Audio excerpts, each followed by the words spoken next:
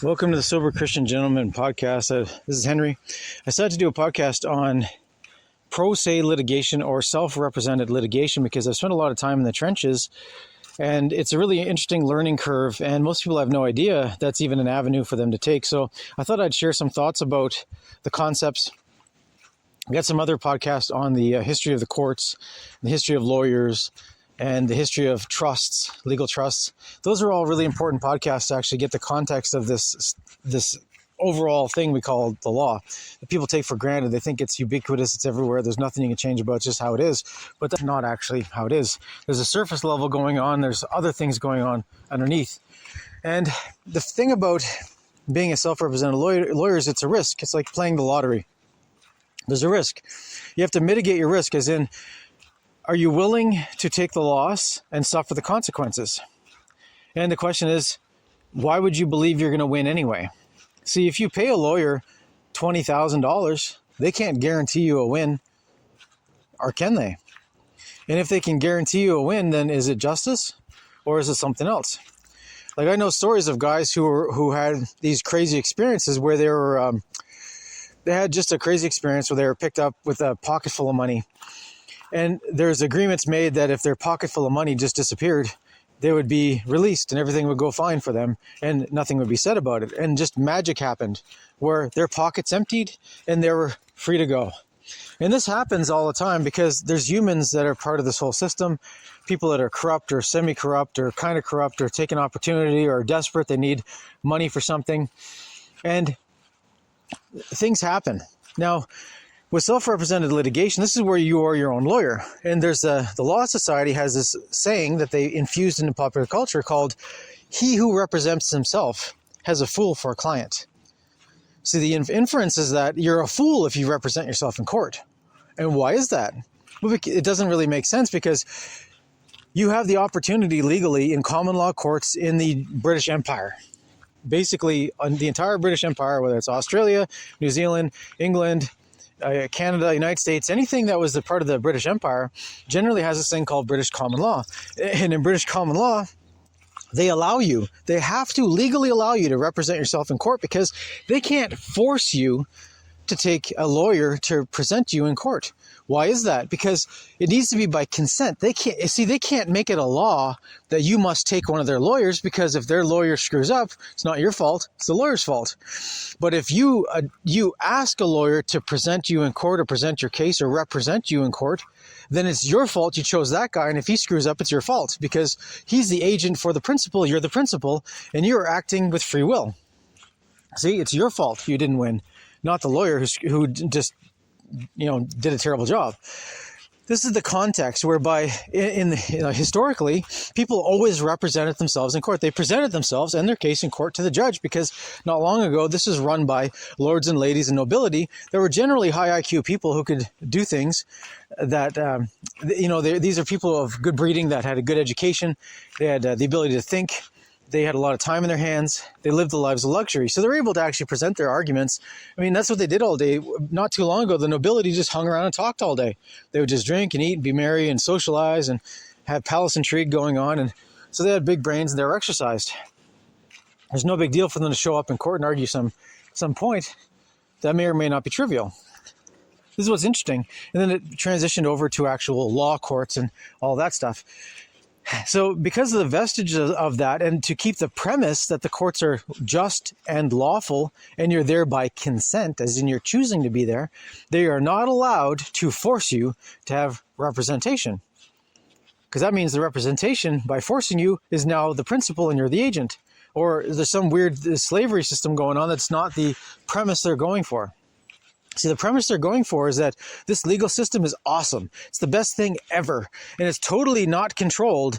And whatever happens in courts is just what happens, because that's what has to happen. And there's a whole plausible deniability where this group of people who are basically controlling other people can basically quietly do it from the shadows. They don't have to actually come out into the open, and they can pretend that everything is all neutral. You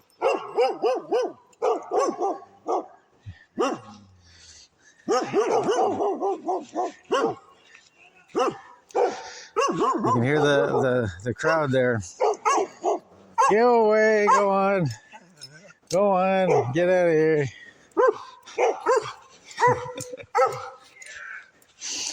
All right, so the interesting thing here is that some random guests there.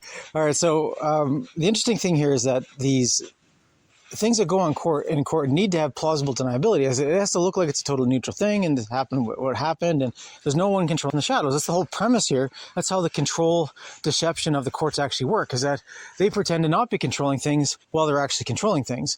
And the only reason it works is because people pretend that the court system actually works as advertised rather than how they actually work in fact. This is what's so kind of interesting to actually learn about. Anyway, when it comes to, self-represented litigation, there's a risk here. Nothing is for sure.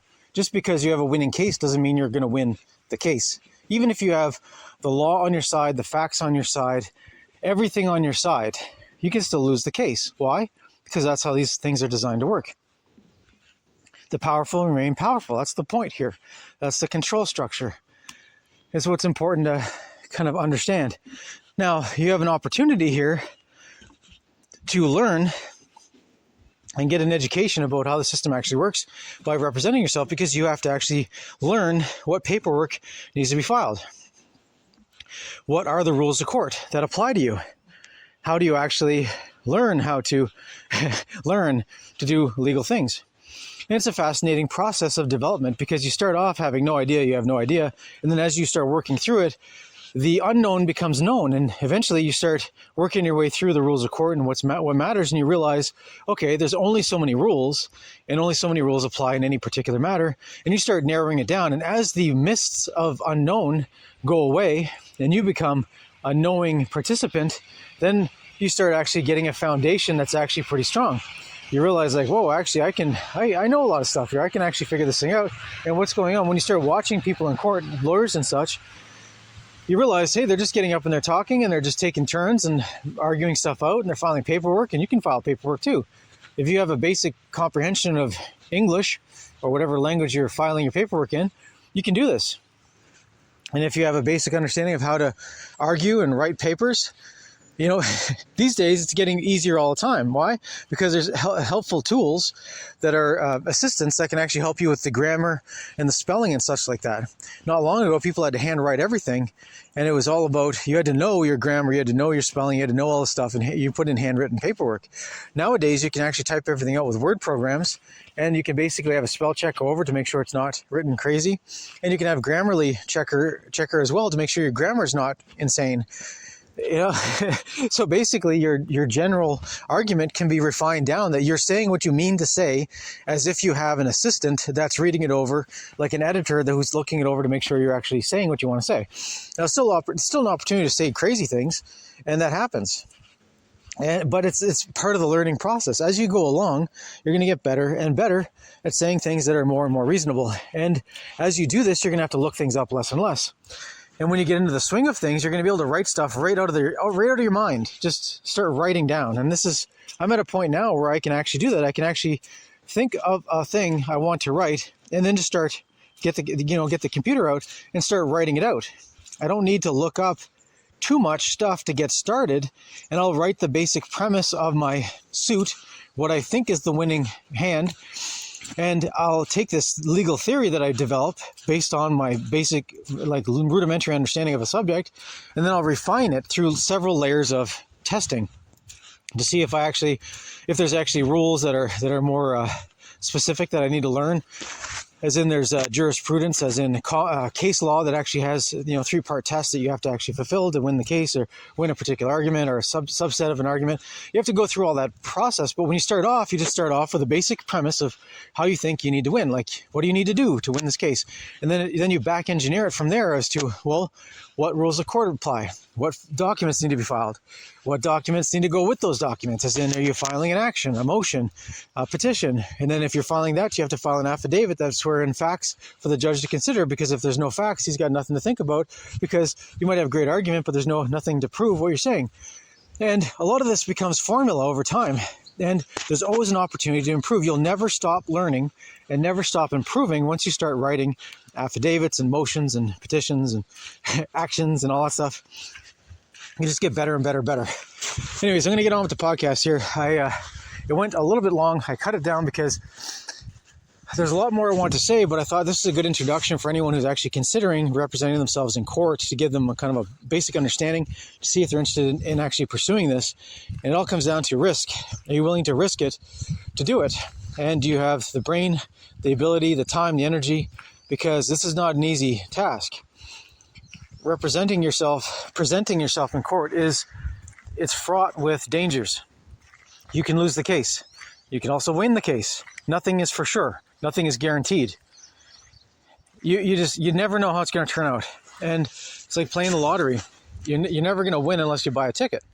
So are you willing to put the time and energy in, and to be stubborn enough not to back off and never to give up until you get to the final resolution of this matter? Once you get to more appeals, nothing more to do, you can look back and say, hey, I did the best I could. I know that this is a winning case, and for some reason they were held against me.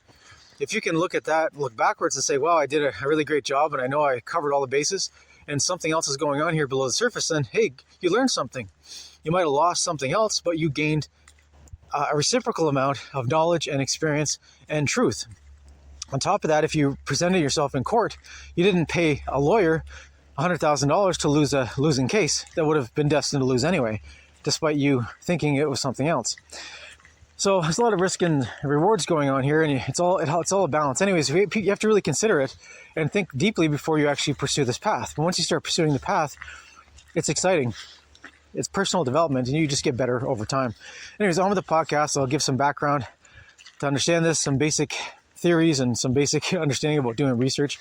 And if people actually like this podcast, then I'll do more series on this that are specific to writing documents or writing affidavits or arguing in court, things of that nature. Anyways, on with the podcast. We will begin with an opening prayer.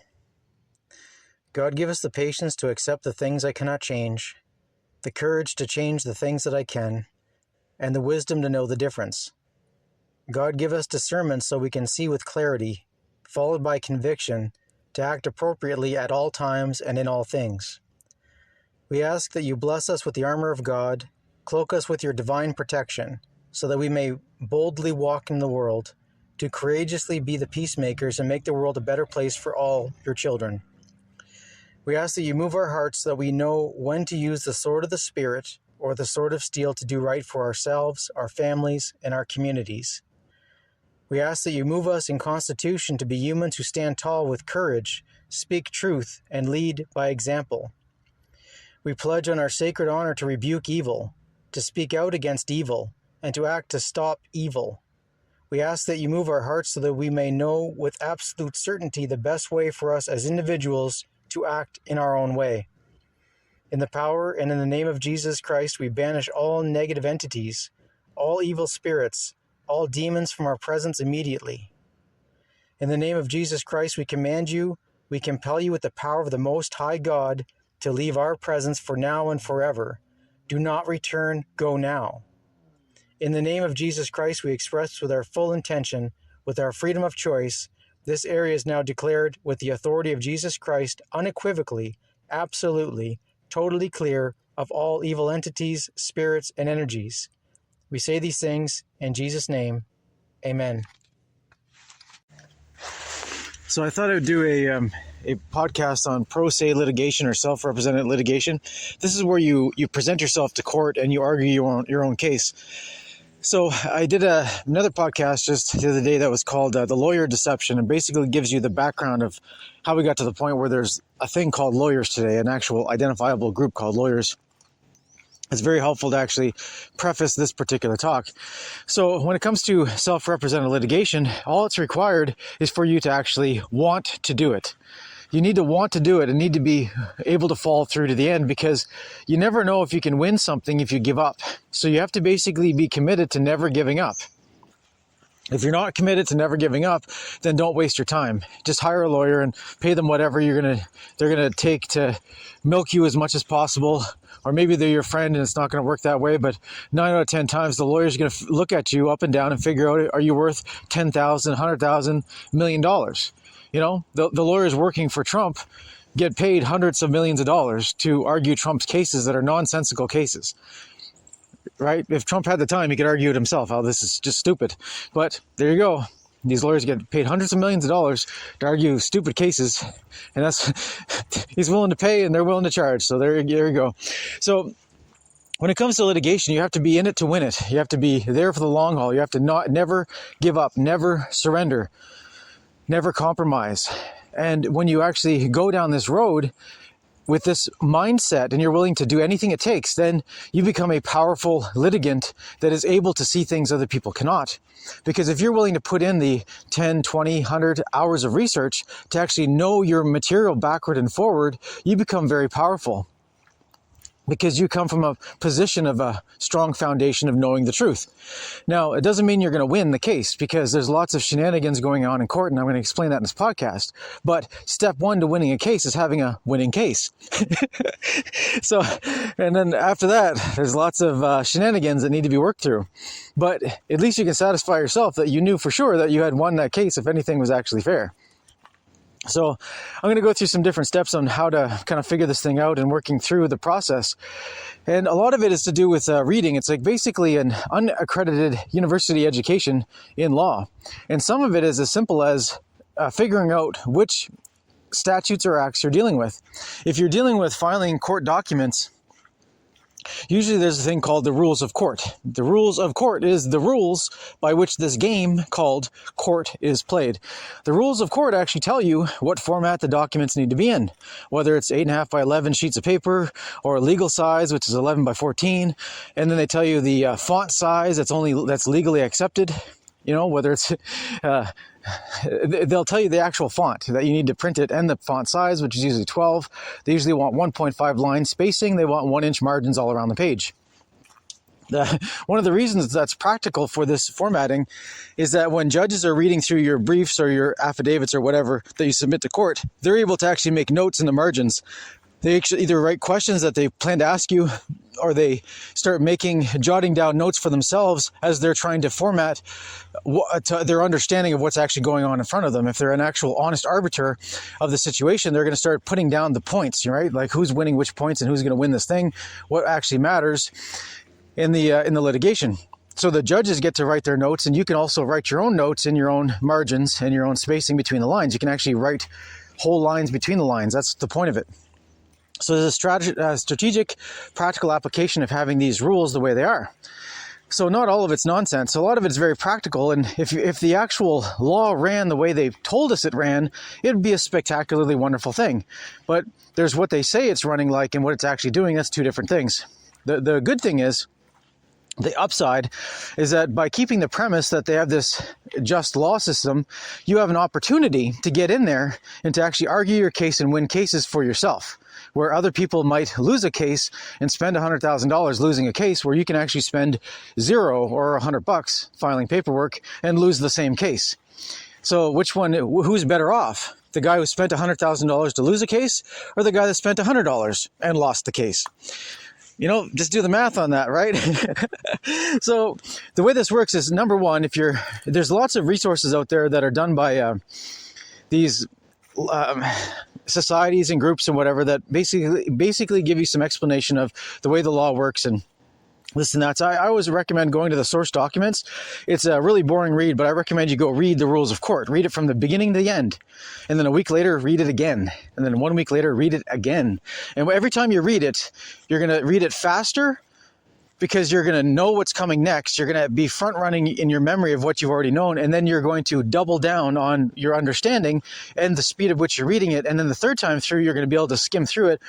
And you might notice things you might not have noticed before as you become more aware of things, of words and concepts, because your mind is developing as you're learning the legal mind. Your mind will change as you learn this legal mind. Yeah, there's a way of thinking that is the legal thinking that is not normal, common human parlance. This is a different way of presenting material. It's a different way of thinking. The legal argument is very different than a regular argument with someone where you're just trying to make some points. It's a fascinating change of character to be able to get into that mindset. But once you do, you're able to come in and out of it. You're able to put on the legal mask, argue in that way, take the legal mask off, and argue in a regular setting with normal people. So step one, if you're wanting to learn how to do this, you have to read through the rules of court. And once I'd say print off a copy and have a physical book that you can look at, not just online. There's a really important thing about having physical materials in your hand and not just staring at digital screens, whether it's a computer or a laptop or a tablet. There's something that's lost in the digital side of things that your brain actually picks up and imprints better when you have it in the physical. Not only can you make notes on the physical paper, which really helps you. Other times, if you're trying to really memorize something, I recommend doing something called what's it called? It's called, I think it's called handwriting. No, but it's not handwriting. There's another term for it. It's like writing to memory is the concept of it. And what it is that if there's a quote that you're trying to remember, you look at the quote and have a blank piece of paper and rewrite it in your own handwriting. And when you're doing this handwriting, where you're looking at an object that you're trying to reproduce, you're looking at the characters, you're thinking about it, and you're writing it down. You're looking at the characters, thinking about it, writing it down, and you're writing it down. What it does, it imprints it in. Not only does your hand imprint it in one way in your mind, but your eyes imprint it in another way because you're seeing the words. But then the intellectual side of your mind that's thinking of the concepts is imprinting it a different way. So if there's some quote or something you want to remember, really remember, then I recommend you actually handwrite the thing out. There's a reason why schools no longer teach cursive in school anymore, because cursive actually helps children to imprint things in memory that is long lasting. And the people who are trying to break your children's minds today don't want any children to be doing imprint writing because they're going to remember stuff. They want these children to be stupid and pliable and just activists for the cause. Now, even the word cursive has a historical context.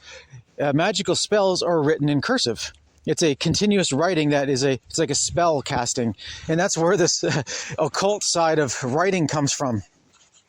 The cursive is people used to write curses. They'd say, I curse this person this and that way, and they curse them to have whatever, and they say awful things. And usually they would take this thing that they wrote out that would be cursive on a piece of parchment or whatever, and they'd burn it so that the curse would go up into the heavens, and some demon or whatever would pick it up and go down and do something about it.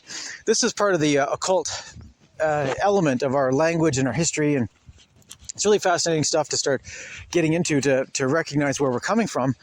But for practical purposes, cursive writing is really important for imprinting into your own memory what you're learning. So I recommend, if there's anything that's really important that you think is important right now, copy it over. Just I recommend getting a set of notebooks that are lined notebooks.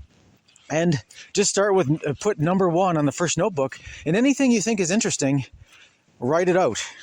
If you see something online, you like a quote, or there's some concept you like, I'd recommend just, go to page 1 of your document 1 of your notebooks and start rewriting it, as in just write it word for word.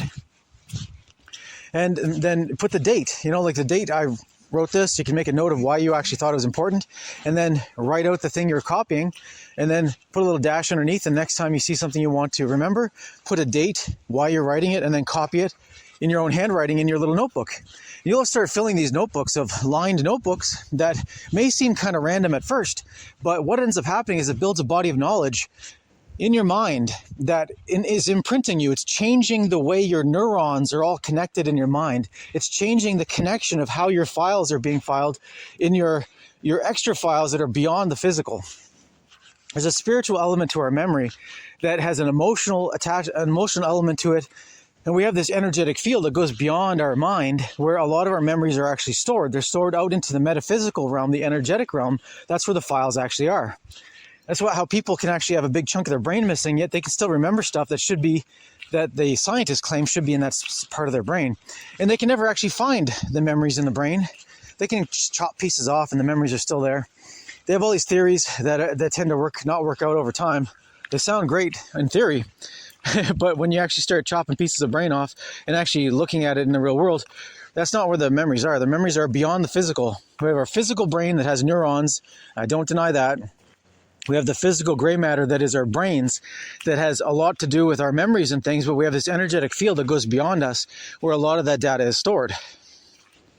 So anyways, this is about the system. I'm trying to explain a system by which you're going to be able to imprint memories into you that may seem complicated at first, but of actually keeping a notebook and starting to make notes and making and putting down thoughts. Like if you get an idea, write down the idea in your handwriting.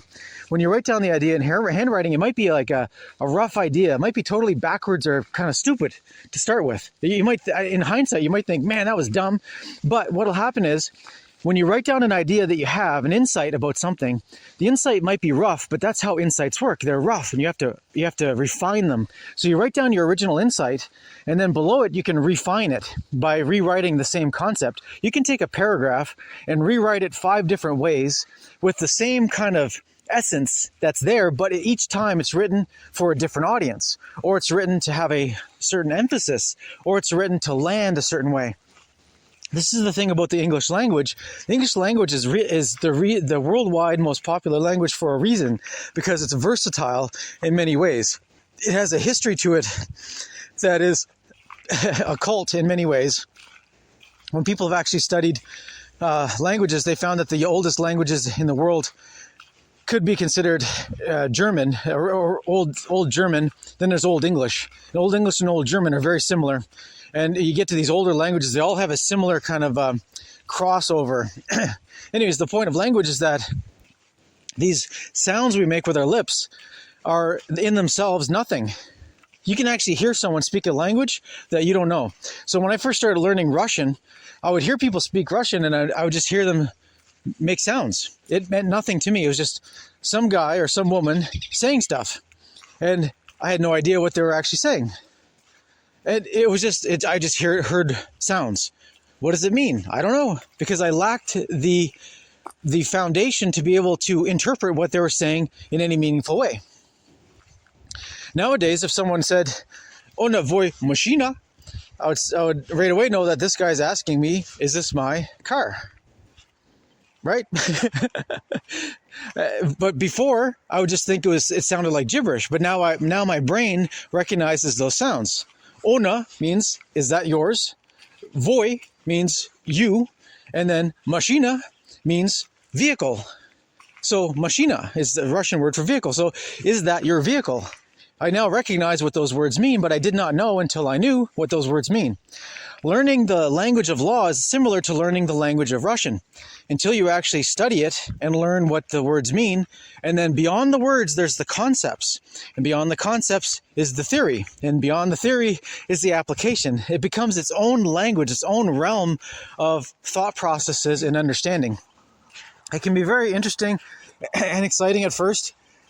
And if you have a creative mind and you have the discipline to work on it, you can become very well versed in what it takes to become a very good self-represented litigant. But this requires application and dedication. This is not for the faint of heart, because if you give up easy, you'll give up very quick. Because on the surface, we're told the law works one way, but in reality, it works a different way. And when you start learning the unwritten rules versus the written rules, and sometimes it's right in your face, it becomes almost depressing. But at the same time, it's exciting if you look at it as an educational opportunity. When you become educated and you start learning these words, you can actually read a news article So I can read a news article and I actually read the words, and there'll be certain key words in there that are legal words that I understand the meaning that a regular person who doesn't understand the law will not catch. They'll think the article is saying one thing. When I actually see the surface level information, then I see a second layer of information below the surface based on the legal cues that are in there. So I understand another level, a depth to the reporting on the article, even if the reporter who's reporting on the case doesn't really understand the depth himself. He's just reporting on the words that were used, that were accurately being given in a news statement or whatever. It's really fascinating stuff when you start studying it in that way. So if you look at it as an educational opportunity to grow your mind, to grow your memory, to practice learning new things and applying them, you can gain a legal mind that can help you in many things. It can help you in business. Doing a business presentation with a legal mind framework will actually make you a better presenter. You speak in more accuracy. It's more precise. People leave knowing exactly what you intended to say because you're speaking in a legal framework, which is very different than the common framework of presentations that's being done by regular people that is purposely being destroyed as we go forward in time. The regular English dictionary is now being destroyed in real time. It's pretty amazing how there's words that are being deleted from the dictionary, and there's children now that come out of school and they've never actually heard certain words. There's actually words that are being deleted that are interesting, like countryside and meadow and things like that, like words that are very foresty sounding, that anyone who grew up in the woods knows these words and knows multiple versions of these words and synonyms. Children now growing up in schools are dealing with a limited dictionary that does not give them the word concepts for them to really appreciate nature. The nature becomes an abstract to them in a way that's kind of weird, but it's on purpose because the people who are controlling the schools are trying to dumb down the children so they're easy to manipulate. That's the point. So as a self-represented litigant, you have to educate yourself. Education is the way to go. I recommend getting a copy of Black's Law Dictionary because you can look up any term you're unfamiliar with or even terms you're familiar with. Look it up. Always look up words for definitions that are official, because sometimes things look one way when they're really another. Like another interesting word that's interesting is estoppel. E-S-S-T-O-P-P-L-E. I think, no, E-S-T-O-P-P-L-E. Estoppel. So estoppel sounds like you're stopping something. It sounds like you're stopping the thing. It's just the way the word sounds, but the way it's been developed over time legally is it means momentum in a thing. So as an example, if someone has been with has a common concept, if a man has been with a woman for 10 years, and through that 10-year period, he has paid for her upkeep in that he paid for housing for her, he paid a food allowance, he paid all the bills, paid for her cell phone, paid for a clothing allowance, paid for all these things, right? So she's used to, say, $3,000 a month worth of benefits from being in association with this guy. Now, it doesn't matter if they're married or not. If it goes on for 10 years, there's this concept called estoppel. Estoppel is the momentum of a thing that has to continue unless it's changed materially. So what ends up happening is, say this guy dies and he died without a will. There could be an argument made against his estate. And to understand the estate term, estate is kind of like a bankruptcy. So just to peel back some of these layers, when a man is alive, he's a man. And as a human, living, breathing man, he does not exist in the legal world. He has to exist in a legal world in a legal fiction. And the legal fiction is the upper caps version of his name. So if his name is Bob Smith, his name legally would be uppercase letters, uppercase B-O-B-S-M-I-T-H-E. And that Bob Smith upper caps name is actually a corporation, which means it's a dead thing. Now, this corporation, known as Bob Smith, has someone who has a fiduciary. And the fiduciary is the living, breathing Bob Smith, who may or may not realize that he's part of this relationship with the corporation called Bob Smith. Now, whether he knows it or not, he acts like he is. So therefore, through estoppel, it's established over time that he is acting as the fiduciary for the corporation called Bob Smith. Anyway, I'll untangle that another time. But the point is that the corporation called Bob Smith, when Bob Smith dies, the actual man, living man, everything owned by Bob Smith, the corporation, must go through a process where it's all cataloged, and there needs to be an accounting done. So when the living man, Bob Smith, dies, there's a thing called the estate that's created. An estate is basically a trust structure, which is like a corporation. It's a temporary corporation, just like a bankruptcy. Some people are familiar with bankruptcy court. And if there's a corporation, say well, let's call it the Bob Smith Corporation.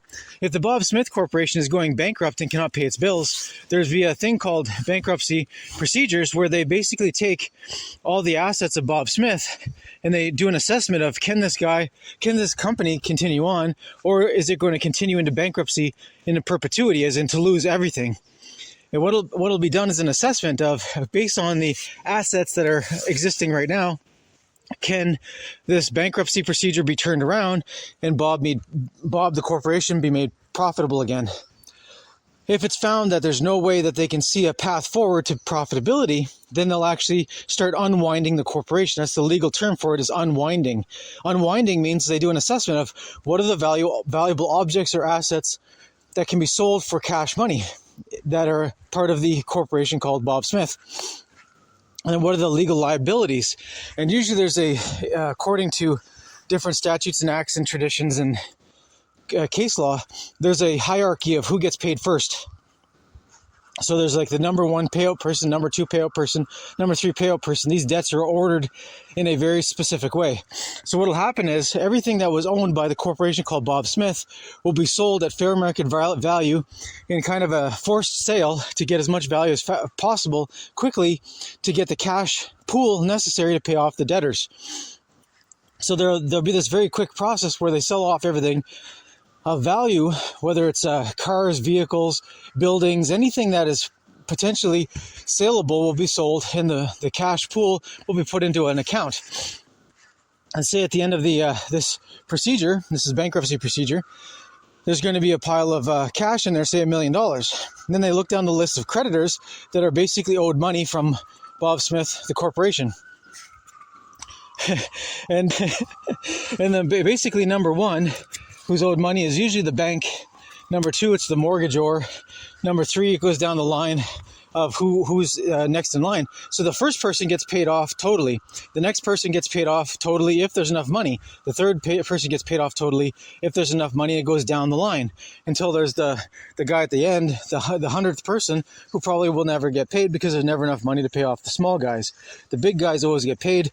The small guys usually come up short in these situations. That's how it's designed. Now, when you understand bankruptcy procedures in this way, a corporation goes through this thing called bankruptcy, where they reorganize the assets, pay off all the debts, and basically close down the thing called the corporation. They unwind it and close it permanently. Now, when someone dies in the real world, the person who dies is usually associated as a trustee or a fiduciary for a corporation with the same name that they have. So, if Bob Smith, the man, dies, then in the name of Bob Smith, the corporate fiction that is associated with him, here I'll change the names. I'll just say Tom Bibbo. So Tom Bibbo is just a fictional character I'm going to make up, but just Tom Bibbo is a guy who dies. And when Tom Bibbo dies, there's a bunch of things in his name legally, such as a vehicle, a house, a bunch of property that is personal property. And usually things called personal property are in a thing that's called a personal property registry. Now, people are told to register your property in your personal property registry so that if it's ever stolen, you can keep track of it, keep track of the serial numbers and all that stuff, and it's less likely someone's going to be able to sell it on the black market. This is all false premise here, but anyways, they still do it. People register their personal property with the personal property registry, and then they register the real estate, which is the real estate is the actual land and associated things to that. So it's like land and buildings in a real estate property registry. These are all registered in the corporate name of Tim Bibbo. Now, when Tim Bibbo, the man, dies, someone has to actually be appointed the administrator of his estate. And the estate is essentially a bankruptcy proceeding where he's basically all the assets that were owned by this Tim Bimbo in the corporate name need to be collected together and cashed out. When they're cashed out, there's a big cash pool, and this cash pool is used to pay off any debts that are owed by the corporation called Tim Bimbo. So whoever's the first creditor gets paid off first, the next creditor gets paid off second. See how it's exactly like bankruptcy proceedings, but this is called an estate proceedings, where the estate is basically a holding for all the property that was owned in the name of the corporation associated with the man who died. Now that he's dead, he can no longer be the fiduciary for that corporation, because now you have two corpses. You have a dead corporation and you have a dead guy. It doesn't work. You need a living person to be continuing on. And if anyone realized this game by not going through the song and dance called the estate procedure, people might realize, wait a sec, I don't even own that stuff. It's a corporation, not me. There'd be too many questions. So all of this is hidden behind an estate proceeding that makes it sound all official. They use language to cover up what's really going on. And they go through basically a bankruptcy style proceeding where they liquidate all the assets and either hand it off for value, as in give a piece to this person, a piece to that person. If someone dies with a will, then the will actually say usually who gets what at the basically when the person dies. So when Tim Bimbo died, if he left a will, he would say my wife gets the house and this, that, the other thing. There's usually disbursements that are all enumerated, right? My children get this, my mistress gets that, whatever they want to do to disperse the stuff of value. Now this can all be argued forever in court, because there's usually an upset if there's a wife and there's a mistress and there's children, and then there's extra children that pop up no one knew about until the guy dies, and then it's like, oh, now there's like twice as many children and they all want stuff. This is where the whole estate can just run into the ground through legal fees of arguing over who gets what until there's no money left, because the lawyers chewed up all the money arguing about the estate thing. So this is kind of a long way to get around it, but the point of estoppel is that, and the reason why I brought you to this point of the concept of the estate, is that say a man was with a woman for 10 years and he paid for everything for her, like I said in the beginning, and she was getting about $3,000 a month worth of benefits from being with this man. And whether they loved each other or not is irrelevant, because they were basically together and he paid for a bunch of stuff. And if she can show that over 10 years' time he did all this for her and then he drops dead, well then his estate should continue on paying her the lifestyle she's grown accustomed to. This is where she actually has a claim against the estate, despite not claiming that because of estoppel, by this momentum that was going on for 10 years, she deserves another 10 years worth of this. So if she's been experiencing this for 10 years, she could have a claim that says, I want 10 more years of this. And the estate may have to pay out whatever the value is, $3,000 a month times 10 years as a cash payout, so that she can continue on enjoying the lifestyle she's grown accustomed to with her lover there. This is the concept of estoppel. So the reason why I'm talking about estoppel is it's a word that is legally defined different than the English language definition of estoppel, because estoppel is like a interesting concept. It sounds like you're stopping something when you're actually keeping it going with momentum. And it's not just whether someone gets payment over a period of time, it's anything else. If you behaved a certain way for a period of time, then people expect you to maintain that momentum and continue behaving that way for the ongoing foreseeable future, unless something changed. And there's got to be a drastic change that usually has to be in writing, witnessed by somebody, and maybe some more people and whatever. This is the concept of estoppel. So the reason why I'm talking about this is it's important to actually start, if you're trying to be a ProSe litigant, a self-represented litigant, you have to spend a lot of time understanding these topics. Even the word understanding, like we use the word understanding in common English all the time because it means I get what you're saying, right? Generally, if you say, I understand you, usually that means in regular English, I get what you're saying. I am picking up what you're putting down. That's another way to put it. But in in legal terms, to say you understand something means you stand under the thing that they said, which means you support it. As if there's a rafter and a floor, and you put a beam underneath the rafter to support the rafter, you understand the rafter underneath the floor joist. So now the floor joist is stronger because the support of that new beam. So this is the difference in legal concepts versus regular English concepts. In regular English, you're just saying, yeah, I get what you're saying, or picking up what you're putting down. But in legal concepts, if you say, I understand what you're saying, it means you fully support that thing and the weight of it. See how if you don't know what you're saying and the legal ramifications, you might stand up in court and say, I understand my opponent here has a certain position, and then you say the position, and the judge says, oh, okay, well, we're in agreement on that one then. He says, you're a dink, and you understand you're a dink, so let's move on. All right, so this is the kind of thing you have to be careful of with the language of law.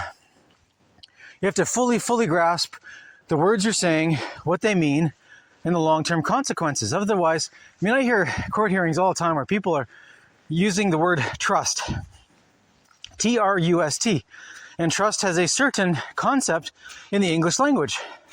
If you trust somebody, it means you believe in them, and you think that they're honorable, and you think they're going to tell you the truth, right? That's the common definition of trust. But the legal definition of trust is something else. The legal definition of trust can mean several things. One of them is actually a semi-corporate entity that was created to hold property.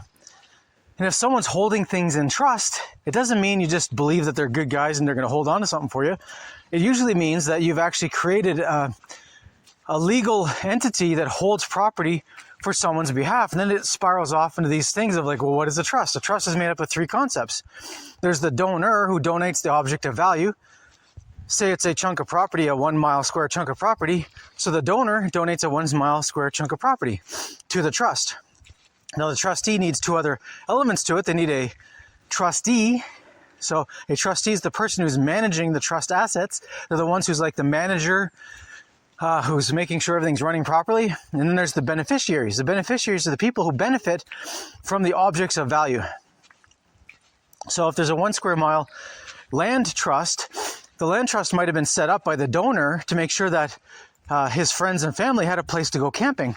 So he might have donated a 1 square mile chunk of property that's on the edge of a lake, but there's also a cash value that's in a bank account to make sure that there's the payment, to make sure the forests don't get all overgrown, to make sure the little pathways are upkept.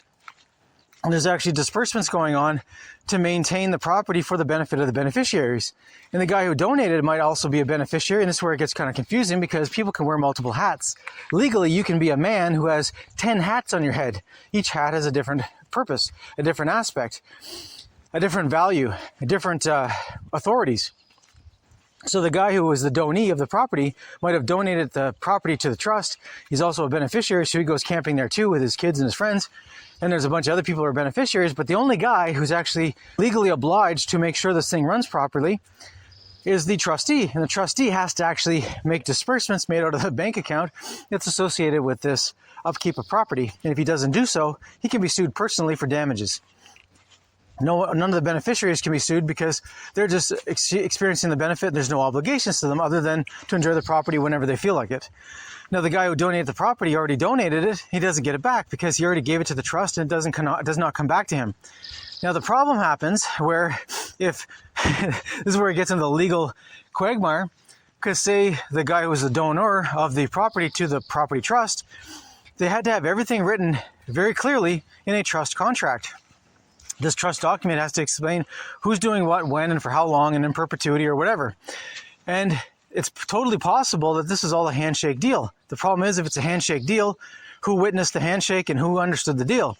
And did the deal remain constant over time? This is when it gets into the argument that could cost a lot of money arguing over what happens here, because when the donor dies, his family might not realize he gave this property away to a trust, and they might think they want to own it themselves.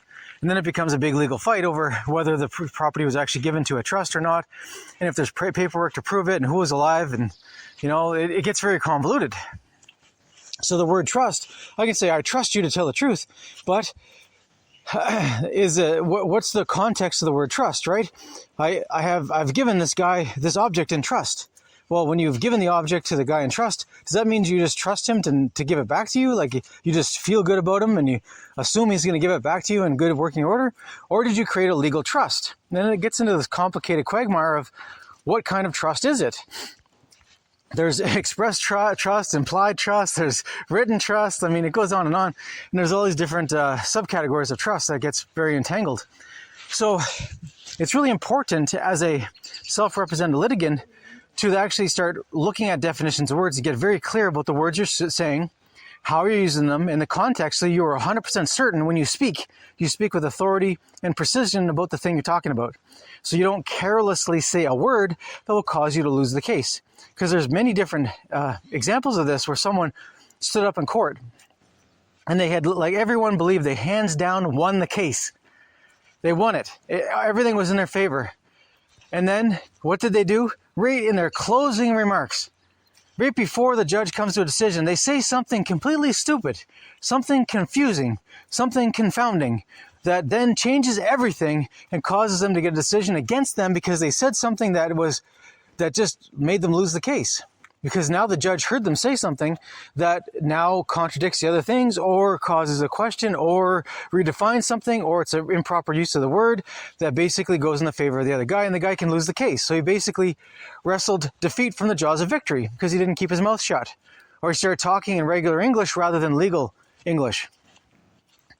This is the kind of things that are very dangerous. Language is dangerous. It has cause and effect. It can help you and it can hinder you. If you speak imprecisely or with, using too much, saying too much, it can actually be used against you. So this is where the language of law is really important to understand. Any term you're not sure of, even terms you're sure of, just look them up. Start making notes. Start writing down, what is the definition of this word, this word, this word, this word, and start keeping track of it. And then if you're ever studying a concept like wills and estates or any particular legal concept, just start highlighting terms and looking up the definitions so that you're familiar with the term. And if you ever think you might be fuzzy on it, look it up again, look it up again, and look it up again until you don't know, you never need to look it up anymore. There's a point where you'll just know that word so certainly that you can quote the definition of that word if demanded of you. That's when you know the word, and then you can move forward with authority because you have a foundation to stand on of certainty. And this certainty will actually come through not only in your body language and your tonal posturing, but your confidence in your ability to deal with the matter. Because one of the problems we deal with when dealing with court matters is there's a large degree of uncertainty about things that we know we don't know. I might know I don't know 90% of an area of law in a particular subject matter. And because I don't know, because I know I don't know, it gives me I second guess myself and I just wonder if there's something I don't know, some rule I didn't hear about, some little trick that's going to be used against me at the last second that I'm not prepared for. Because when it comes to court hearings, being prepared is what it's all about. Preparation. Legal fights are 90% perspiration, 10% inspiration. Because I've back engineered some cases where I've tried to figure out what was going on, and I'll explain kind of how to back engineer a case in this podcast. But I knew what the issues were, and I could kind of see, I had a glimpse of inspiration of how to provide the winning argument. And then I had to back engineer that argument through case law that supported my position so that it wasn't just me talking. I had to find authorities, which are judges and lawyers and other people through history who have actually had a similar opinion as me, to buttress what I'm saying as to be legally sound.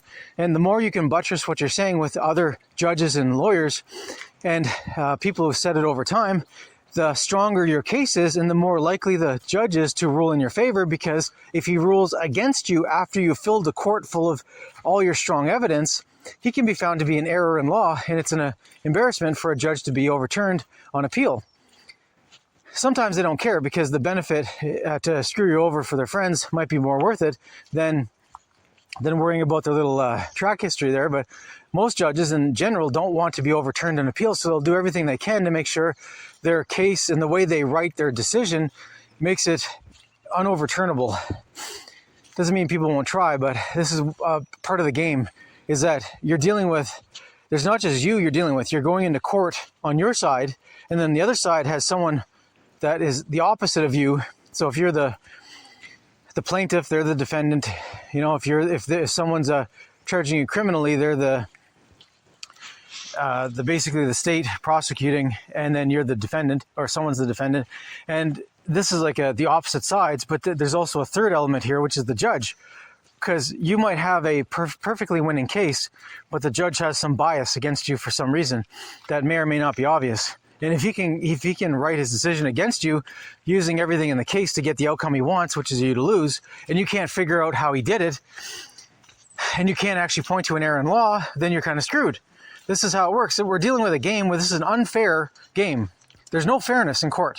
Just get that out of your mind. There's no fairness. Doesn't matter if you have a winning case. If there's something in the background that's pushing for you to lose, you will lose. The question is to decide as soon as possible to assess who are you dealing with, who's your opponent. If you're going against a Rothschild bank, it's not likely you're going to win. So might as well just save your time, the time and energy, and just move on to some other hobby.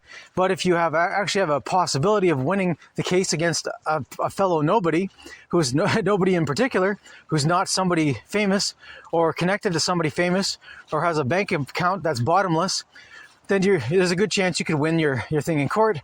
And if you're going to lose anyway, why would you pay lawyers hundreds of thousands of dollars to lose your case when you can just lose it yourself, save the money, gain the experience, and know for yourself for certain that you did everything you possibly could? Because this is what I've seen with people who are self-represented litigants, is they will get to the bottom of issues and they will just exhaustively spend hours and hours and hours researching a topic, and they will know with 100% certainty that there's no cases against them, that their position is winning. There's no cases that are contrary to their position that could possibly win. And one thing that happens is when they lose, and they do sometimes, depending on who they're going up against, when they lose, they know it's corruption that caused them the loss, not for their lack of interest or their lack of attention or their lack of merit. They know that they did everything humanly possible to win the case, and they lost it because the courts are corrupt.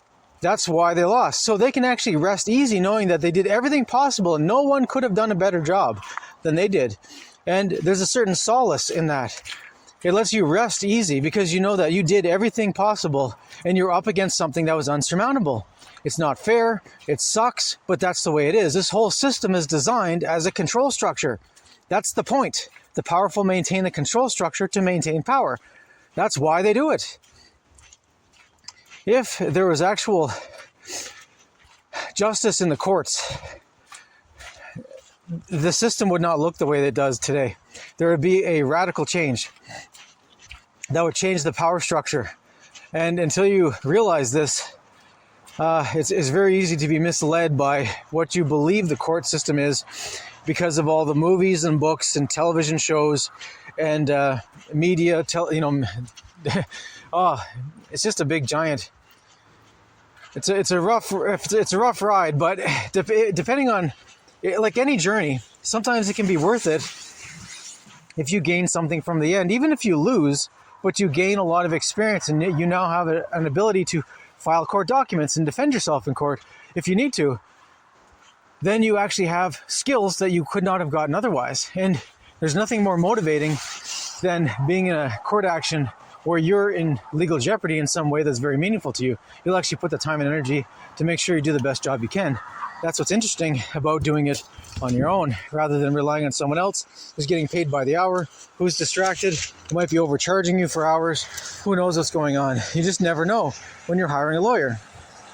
Whether the guy's a friend of yours or just someone you don't know, this is the issue. When you're doing it yourself, you actually know with certainty what's happening. So a really important aspect when you're planning on doing ProSe litigation or self-represented is you must get familiar with being in court. So a lot of people have never been in court, whether it's for paying a parking ticket or challenging a parking ticket or whatever you're doing. Most people just have never been in court, and Because 99% of people have either never been in court or are rarely in court. When you have to actually show up and perform, it becomes very intimidating. So the way to get over an intimidating situation is familiarity. You do something once and it might seem stressful and anxious, maybe exciting. You do it the second time, it's not the same thing. This is part of the human condition. Novelty has a certain attribute about it, and the way you get over your fear of court or your anxiety about going to court is to familiarize yourself with the process, the procedures, and the location being physically there. For myself, I started actually going there to court, and I went to every type of court that they would let me sit in. So I would sit in on the appeals court and listen to the cases being argued back and forth between these lawyers. And I got to actually know a bunch of lawyers in training, because this is how the lawyers in training do their thing. They actually spend hours and hours and hours. I forget the quota they have. They have something like a couple hundred hours they have to spend in court watching other people's cases just so they can get familiar with the procedure. This is how lawyers do it. That's why I'm saying, if you want to act like better than a lawyer, do what the lawyers do for training. They need to get rid of their misconceptions, because all of us have our head filled with images from television, from movies, from TV shows, from what the media portrays is going on. But this is all distortions of actual reality. And until you actually start seeing it for what it is, you really won't know for sure. And it's always different. This is what surprised me. So I went up to the highest court I could, which is usually locally, it would be the appeals court. You'd sit in and listen to the appeals court and what they're arguing about. But what's interesting is I learned that, wait a second, the appeals court is not about relitigating something happened before. No. It's all about, did the judge make an error in law, and did it matter? This surprised me because I had a complete misconception about what the Court of Appeals is all about. See, the Court of Appeals only cares if the judge made an error in law, and the only reason it matters if he made an error in law is if it brought the administration of justice into disrepute. So if the judge did something that makes all of the judicial system look bad, or could be seen that way, then the judges in the Court of Appeals will reverse the order of the lower court judge and either send it back for re-adjudication, or they'll do other things. The whole point is, their job is to make the perception of the courts being legitimate maintained as legitimate. It's a perception game. That's all they care about at that level. They call it other things. This is the crux of it. They're really trying to just maintain people's faith in the judicial system. As soon as people lose faith in the judicial system, that layer of control evaporates. So they're there to maintain it. And they have all kinds of fancy words, legal words they use to describe what I'm describing to you, that I'm explaining in plain English. But that's their job at the Court of Appeals level. And you go down, and you've got two types of trial courts.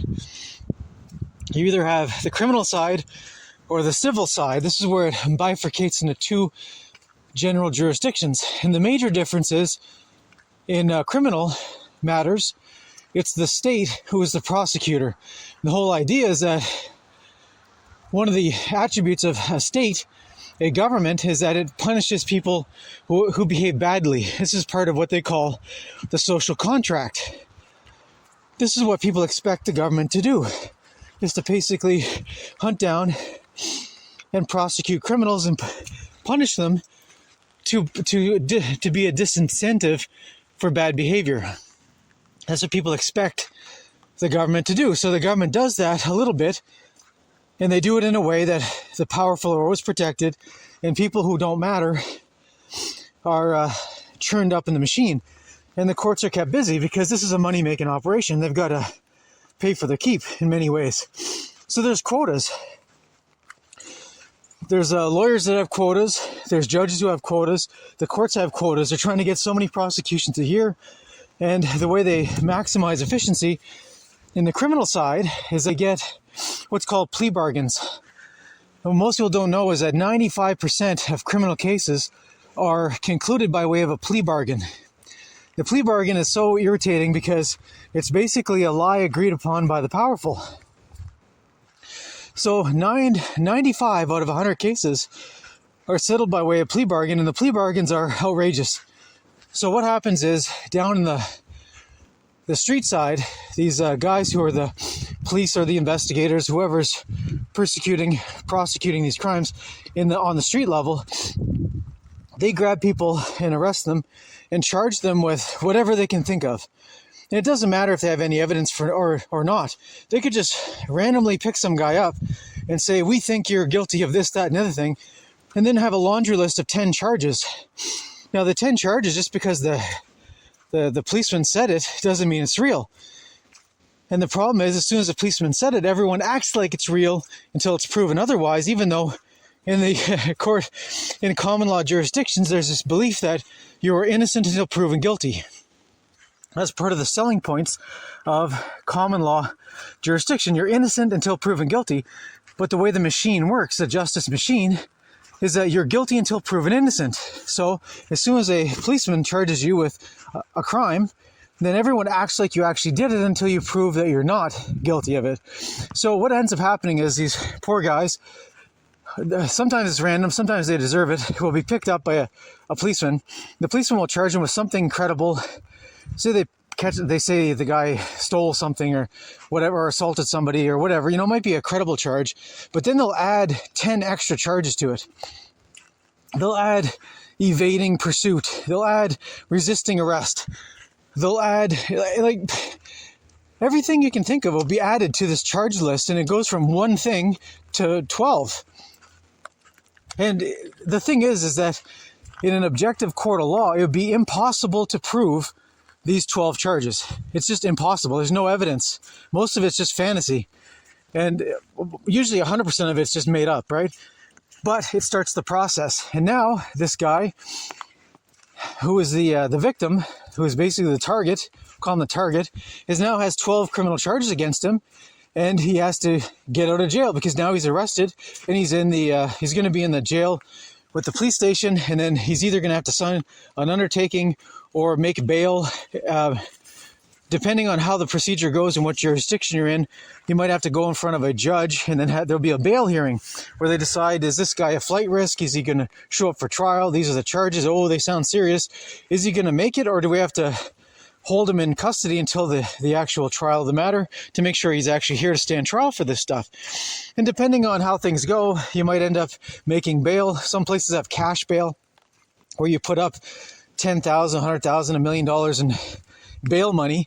This usually means you pay a bail bondsman 5 or 10% of the actual dollar value, and then they basically float a bond in the total amount. So if you don't show up for trial, they're stuck paying that amount, and then they'll be chasing you down to the ends of the earth to get their money back. It's how it works. Big money, there's a whole system, right? There's a whole economy here of money making in this justice system. Anyways, so whoever is the target that gets all these criminal charges, he either gets out on bail to deal with like a year's time between the time he's accused of something and then going to trial. There's this concept of your right to a speedy trial, but that is very vague. It used to be you had to have a trial within 1 year of a criminal proceeding so that you had a right to a speedy trial. But since COVID happened, now they threw that rule out the window, and you could spend years waiting for a trial that is ridiculous. And the whole time, the prosecutors are trying to get you to plead out. And the way the pleading process works is that, say there's 12 bogus charges, and the prosecutor will say, okay, if you just plead guilty to these 2 charges, I will recommend to the judge that you get the lowest possible days in jail. And, they'll basically make this offer where they're negotiating with you to plead guilty to 2 things that are just false. But in exchange for you pleading guilty to those 2 false claims, they'll drop the other 10. And most people who don't know any better, or they they think it's going to be in their interest to just plead guilty to those 2 charges. Sometimes it'll be even put in this way. It'll be framed that, okay, if we go to trial, it's possible that they might actually take you into custody if we move forward with the trial, because this is getting more serious by the day and there might be some more charges just waiting to be laid here, and it's getting pretty wild. So the prosecutor is going to threaten this guy that if you don't play ball, you might end up going to jail waiting for trial, and you could spend a year in jail waiting for trial on the merits. Or you can just plead guilty to itty things here, and maybe we'll get 30 days or 90 days. Maybe even we'll plead some time served, and we'll make it a real sweetheart deal. So maybe even walk today. Maybe you're just not even going to jail, and we'll just consider it a done deal. So the prosecutor can make all kinds of promises he wants, but it comes down to the judge actually making a decision at the time of the trial sentencing hearing. So anyways, there's all this back and forth going on, and most people are fooled into pleading guilty to things they never did. And this is why I'm saying that most jails are full of innocent people, because they're just doing plea deals. And what's so irritating about the plea deal is you have to get up in court and say to the judge that I say with full honesty under threat of perjury that I'm not being enticed to do this, which is a lie. The whole reason you're doing this is because you're being enticed to do it, and someone's leveraging you to basically threaten you. If you don't do this, you're going to get 12 years or 12 different charges that could have like 30 years in jail. So this is how it goes, right? You're basically, everyone knows it's a lie, but you have to get up and say it's a lie. And right away, the judge knows you're a liar. So does he have any respect for you? No. And then things move forward. And so most people plead down to the 2 of lesser charges. They end up doing like 30 days or half of that time, time served. You're getting a 30-day sentence. You might do 15. They release you on good behavior as long as you're not in there beating people up and doing crazy things. They'll get you out in half the time. So this is how the system works. It's always negotiation going on in the criminal side. And until you talk to people who've actually been through this, you don't really know. And the thing is, if you actually sit in on some of these court hearings, it's pretty wild in the criminal side, because you hear when you actually hear the trials, it's rare that there's actually a trial in criminal matters. Like I said, 95 out of 100 cases are solved by pleading out, which means there's no evidence provided to prove anything. So it's a really easy peasy thing for the prosecutors. It looks like they're really winning the day, doesn't it? Now, when you actually see the trials in these criminal matters, it's actually ridiculous. Most of it's a circus where the evidence is so weak, it's so circumstantial. There's no way you could actually convict the guy based on the evidence the prosecutor actually has. But it's so rare that someone actually goes to trial. It's a novelty. And when you actually hear the stuff go on, it's just... the way they portray it on TV is not what it is in real life. And this is why I recommend you actually go spend time in criminal court as an observer. They're usually open to the public, and you can sit there for hours, make notes, and just watch and learn, see what's happening. And you'll disavow yourself of a lot of illusions you may have had before going in there. And the more you go in, the more you see how ridiculous it is. And you just see these desperate people trying to stay out of jail, not have their lives ruined. And they're agreeing to do all kinds of just craziness. It's wild. So anyways, I spent a lot of time as an observer in these criminal trials, watching what's going on, see who's speaking, what's the procedure. And as you get familiar with it, you can expect what's going to happen, because things are done according to a certain standard. Once you get used to it, you can expect what's going to happen. It generally happens in that way. Now you get into the civil side of things. So there's 2 different versions of law. You've got your criminal law, which is everything criminal, dealt with those courts. This is where these guys, if they lose, end up going to jail. And usually it's the state that's prosecuting them, so they have an unlimited budget to spend time on expert witnesses and all kinds of studies and whatever. It's just a money-making operation. People who are friends of the prosecutors are getting paid to show up, and there's like special people who testify. They get paid a lot of money to testify, depending on what the matter's about. And anyways, I'm going to switch over from the criminal side, because you got to go see that circus for yourself to realize how crazy it is. It's outrageous. If you actually have to prove on the evidence that someone actually did a crime, it's almost impossible to prove it. Like, unless the person actually admits it, and wants to be convicted. It's rare that you actually see someone actually going to jail who deserves to go to jail according to the rules of the judicial system and the criminal code, right? This is what's so irritating about it. If the criminal code is actually applied the way it's described to us, no one would be in jail. Like almost no one would be in jail. The reason why it's not applied that way is because jails are a money-making operation for the powerful to get rich by incarcerating people and charging the taxpayer for the pleasure of the incarceration. Then they find ways to charge big money to incarcerate people and then find ways to save money. After they charge the big money, they try to not pay the money out, so they serve garbage food and they're into all kinds of experiments that other government agencies like the Defense Department will actually subsidize studies in the prisons where they're giving food that's drugged in certain ways and they're monitoring the prisoners to see what happens to them. These things get declassified years later and no one even notices or cares because we're so far past the point of being able to do anything about it. But they just keep doing it again and again and no one's ever held accountable. So anyways, I'm moving on from the criminal side. So you get into the civil side and there's all kinds of subdivisions. You've got family court, which is a subdivision of regular court. Then you've got probate court, which is about wills and estates. When someone dies and their family is trying to execute their will, there can be a lot of argument there. I mean, someone can leave in their will that they're the king of the moon and they're giving the moon to their children for posterity. It doesn't mean it's real. And you can question everything in a will in probate court if you wish to do so. And lots of arguments go back and forth. I mean, there's sometimes millions, if not tens of millions of dollars at stake. So people will actually invest to argue back and forth for a long time. And then there's juvenile court. Juvenile court is dealing with everyone under 18. And that's a real special kind of horror show. But most of the stuff you can actually watch and kind of appreciate is the civil court, the regular civil court stuff. The family court is just heartbreaking because it's insanity on display. There's just sitting on some of those cases, you can just know where the rascals are. You know who the deviants are trying to squeeze children to have money pop out. And it's just heartbreaking.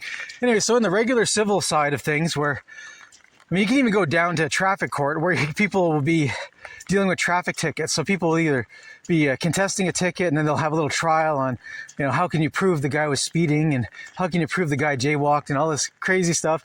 That stuff is almost laughable because almost no one cares about it. But at the same time, the people who are the bureaucrats that are supposed to be upholding these laws have to show up and kind of give testimony. And I mean, there's the police sometimes for like a speeding ticket, a cop will get the day off of work. He literally has the whole day off to show up for a 1 p.m. appointment to talk for 5 minutes about how he observed, I am officer so-and-so, and on this date, at this time, I had my radar gun out, and I observed with my own two eyes, and I verily believe, and it goes on to sing about him, nailing this guy, going down the road, thinking he was doing 20 over the speed limit or whatever.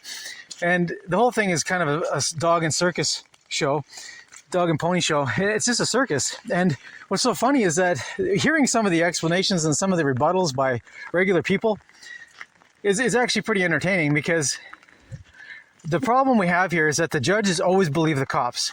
Unless there's some amazing story or some amazing evidence, that generally the judge sides with the cops because that's his team. And whether you like it or not, that's the way they see themselves. They're on that team or you're not on their team. So you generally lose that stuff unless you have some good solid arguments about this and that. Or sometimes even just showing up to, I've seen a bunch of cases too where the guys just showed up to contest and all they have to do is show up and the cop doesn't show up and then they win. It's like, well, okay, that was hard, So there's a chance that if you just show up to try to win your case, just by showing up, you win. So you learn all this stuff as you see the process and you actually spend time. I used to try to spend about 3 days a week, 2 or 3 hours a day for those 3 days a week in every court I could imagine, trying to get in there and just watching the procedures. And I made all kinds of friends, made associations, and just talking to people. Some of the stuff is just crazy, funny stories.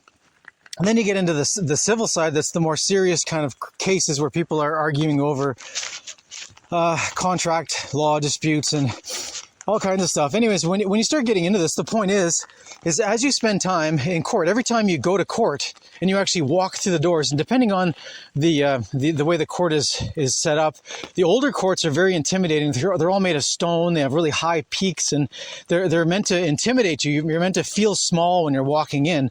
It's a psychological operation that was done by the elites back in the day to make you feel small going into their big building. So psychologically, it kind of messes with your mind. But the more you go in, the less it bothers you, and you don't even notice it after a couple times. And it's important if you're actually going to show up and actually argue anything in court. You have to go in repeatedly and get over your anxiety of going there.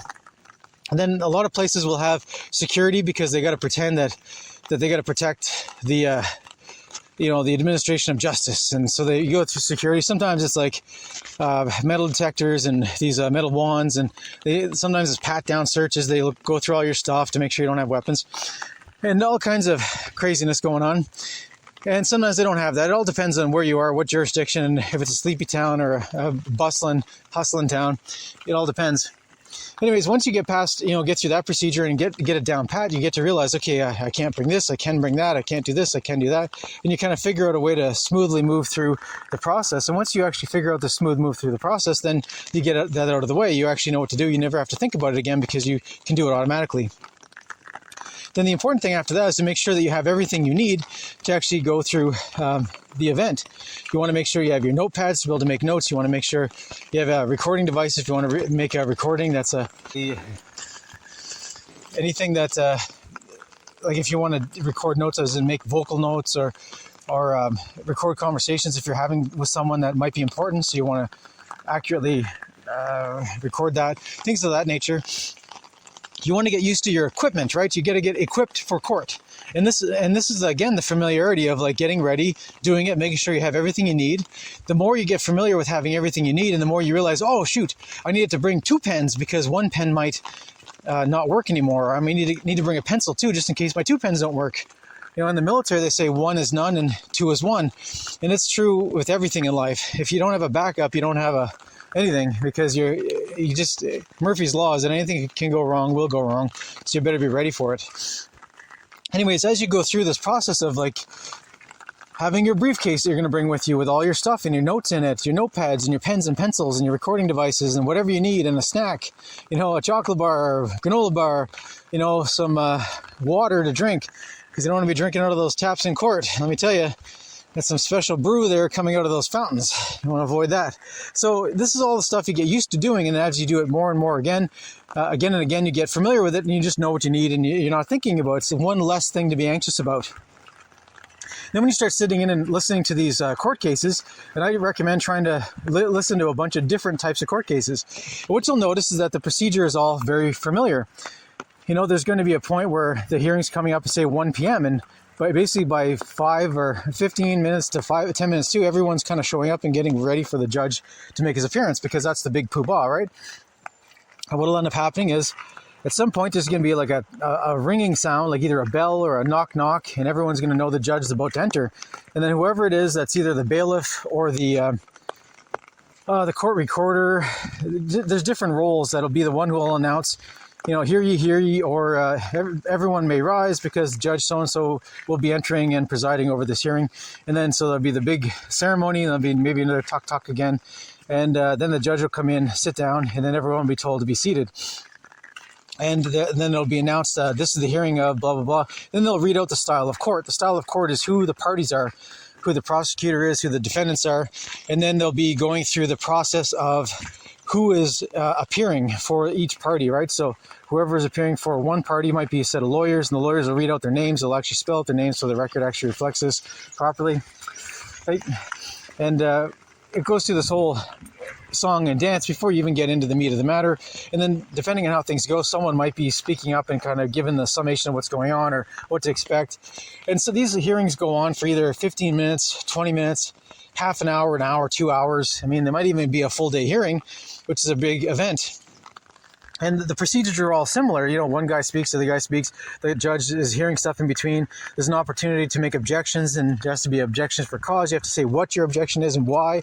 The judge will either it will say sustained or otherwise objection noted, and then they'll say there'll be like a correction on the record, or all kinds of stuff is going on, right? Because since this is a recorded thing where it's on the record, certain parties don't want certain things to make it to the record permanently, so they're constantly trying to remove stuff from the record, making objections and striking things from the record, and there's all kinds of arguments going back and forth. And at first it may seem like a big morass of just flurry of people talking and speaking in tongues that you're not sure what they're saying. But after a while, you start realizing that, no, this is all old hat. It's all the same words they're using for the similar procedures. And it's moving back and forth. And everyone's kind of doing their role, playing their part, and trying to assert their party's position.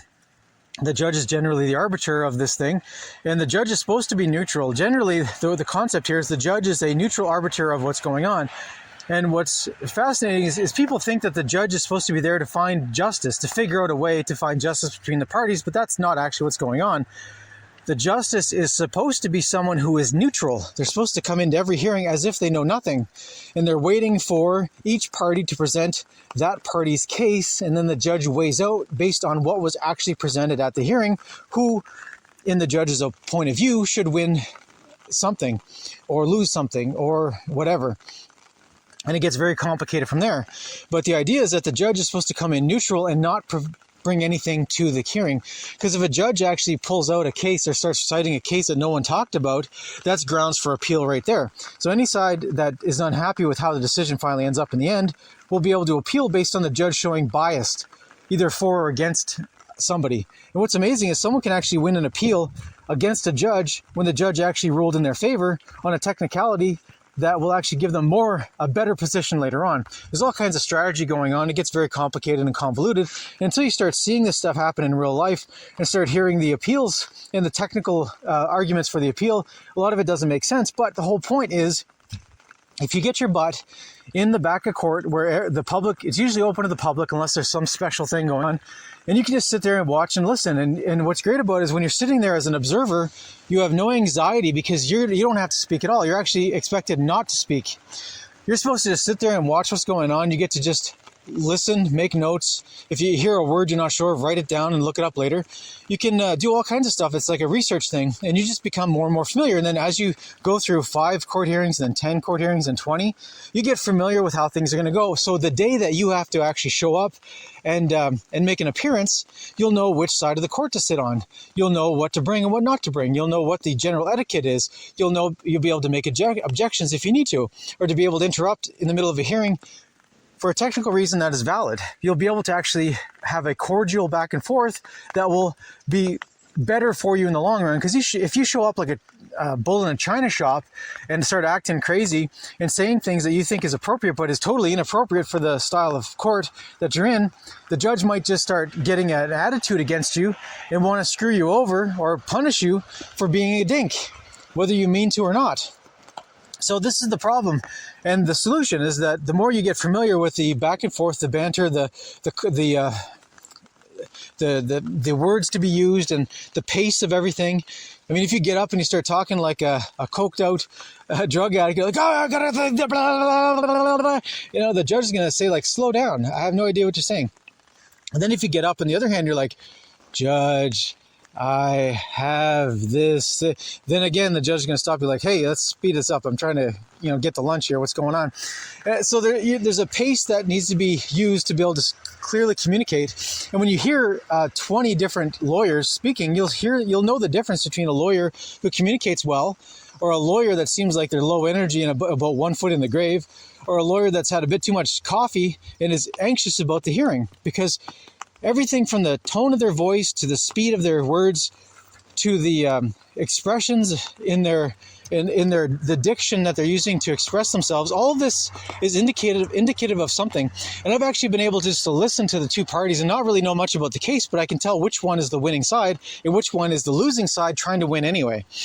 And you can almost hear the desperation in their voice, where one side knows they have no evidence on their side, they have no case on their side, they got nothing on their side except they're hoping to charm the judge into finding in their favor anyway, or charm the jury to find in their favor, which can happen. I mean, I've seen crazy things happen where this is like a loser case, but the guy still pulls out a win. So it's really fascinating to actually learn about, and until you actually put the time in and practice what you preach. As in, if you're interested in learning about court, go to actual court. Don't just start watching, the whole seasons of Ally McBeal or who's the other guy? There's a bunch of other TV shows that, CSI, all these crazy shows that are totally fantasy.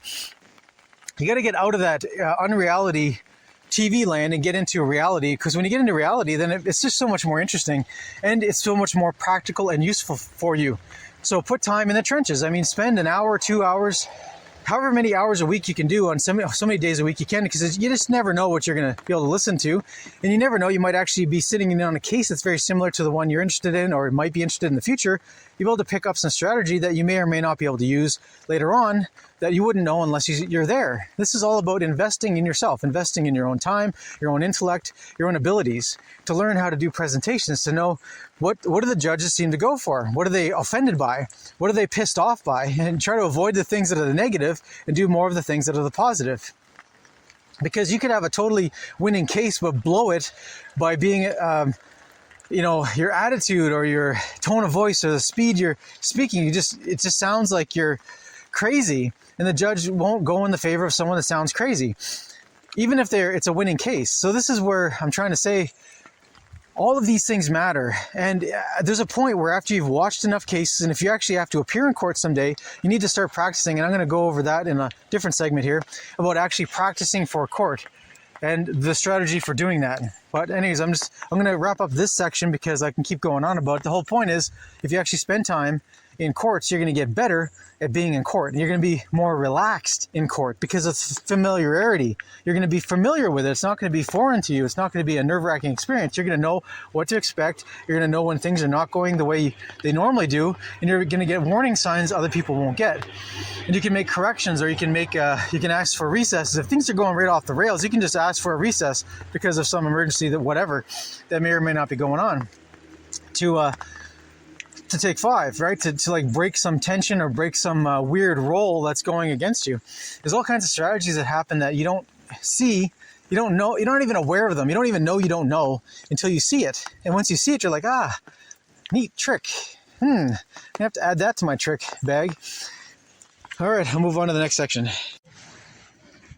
So if you're trying to research for a case, you want to get familiar with the case law. And how I'd go about this is that I take a notepad and I start writing down words that are associated with the thing that I'm trying to learn about.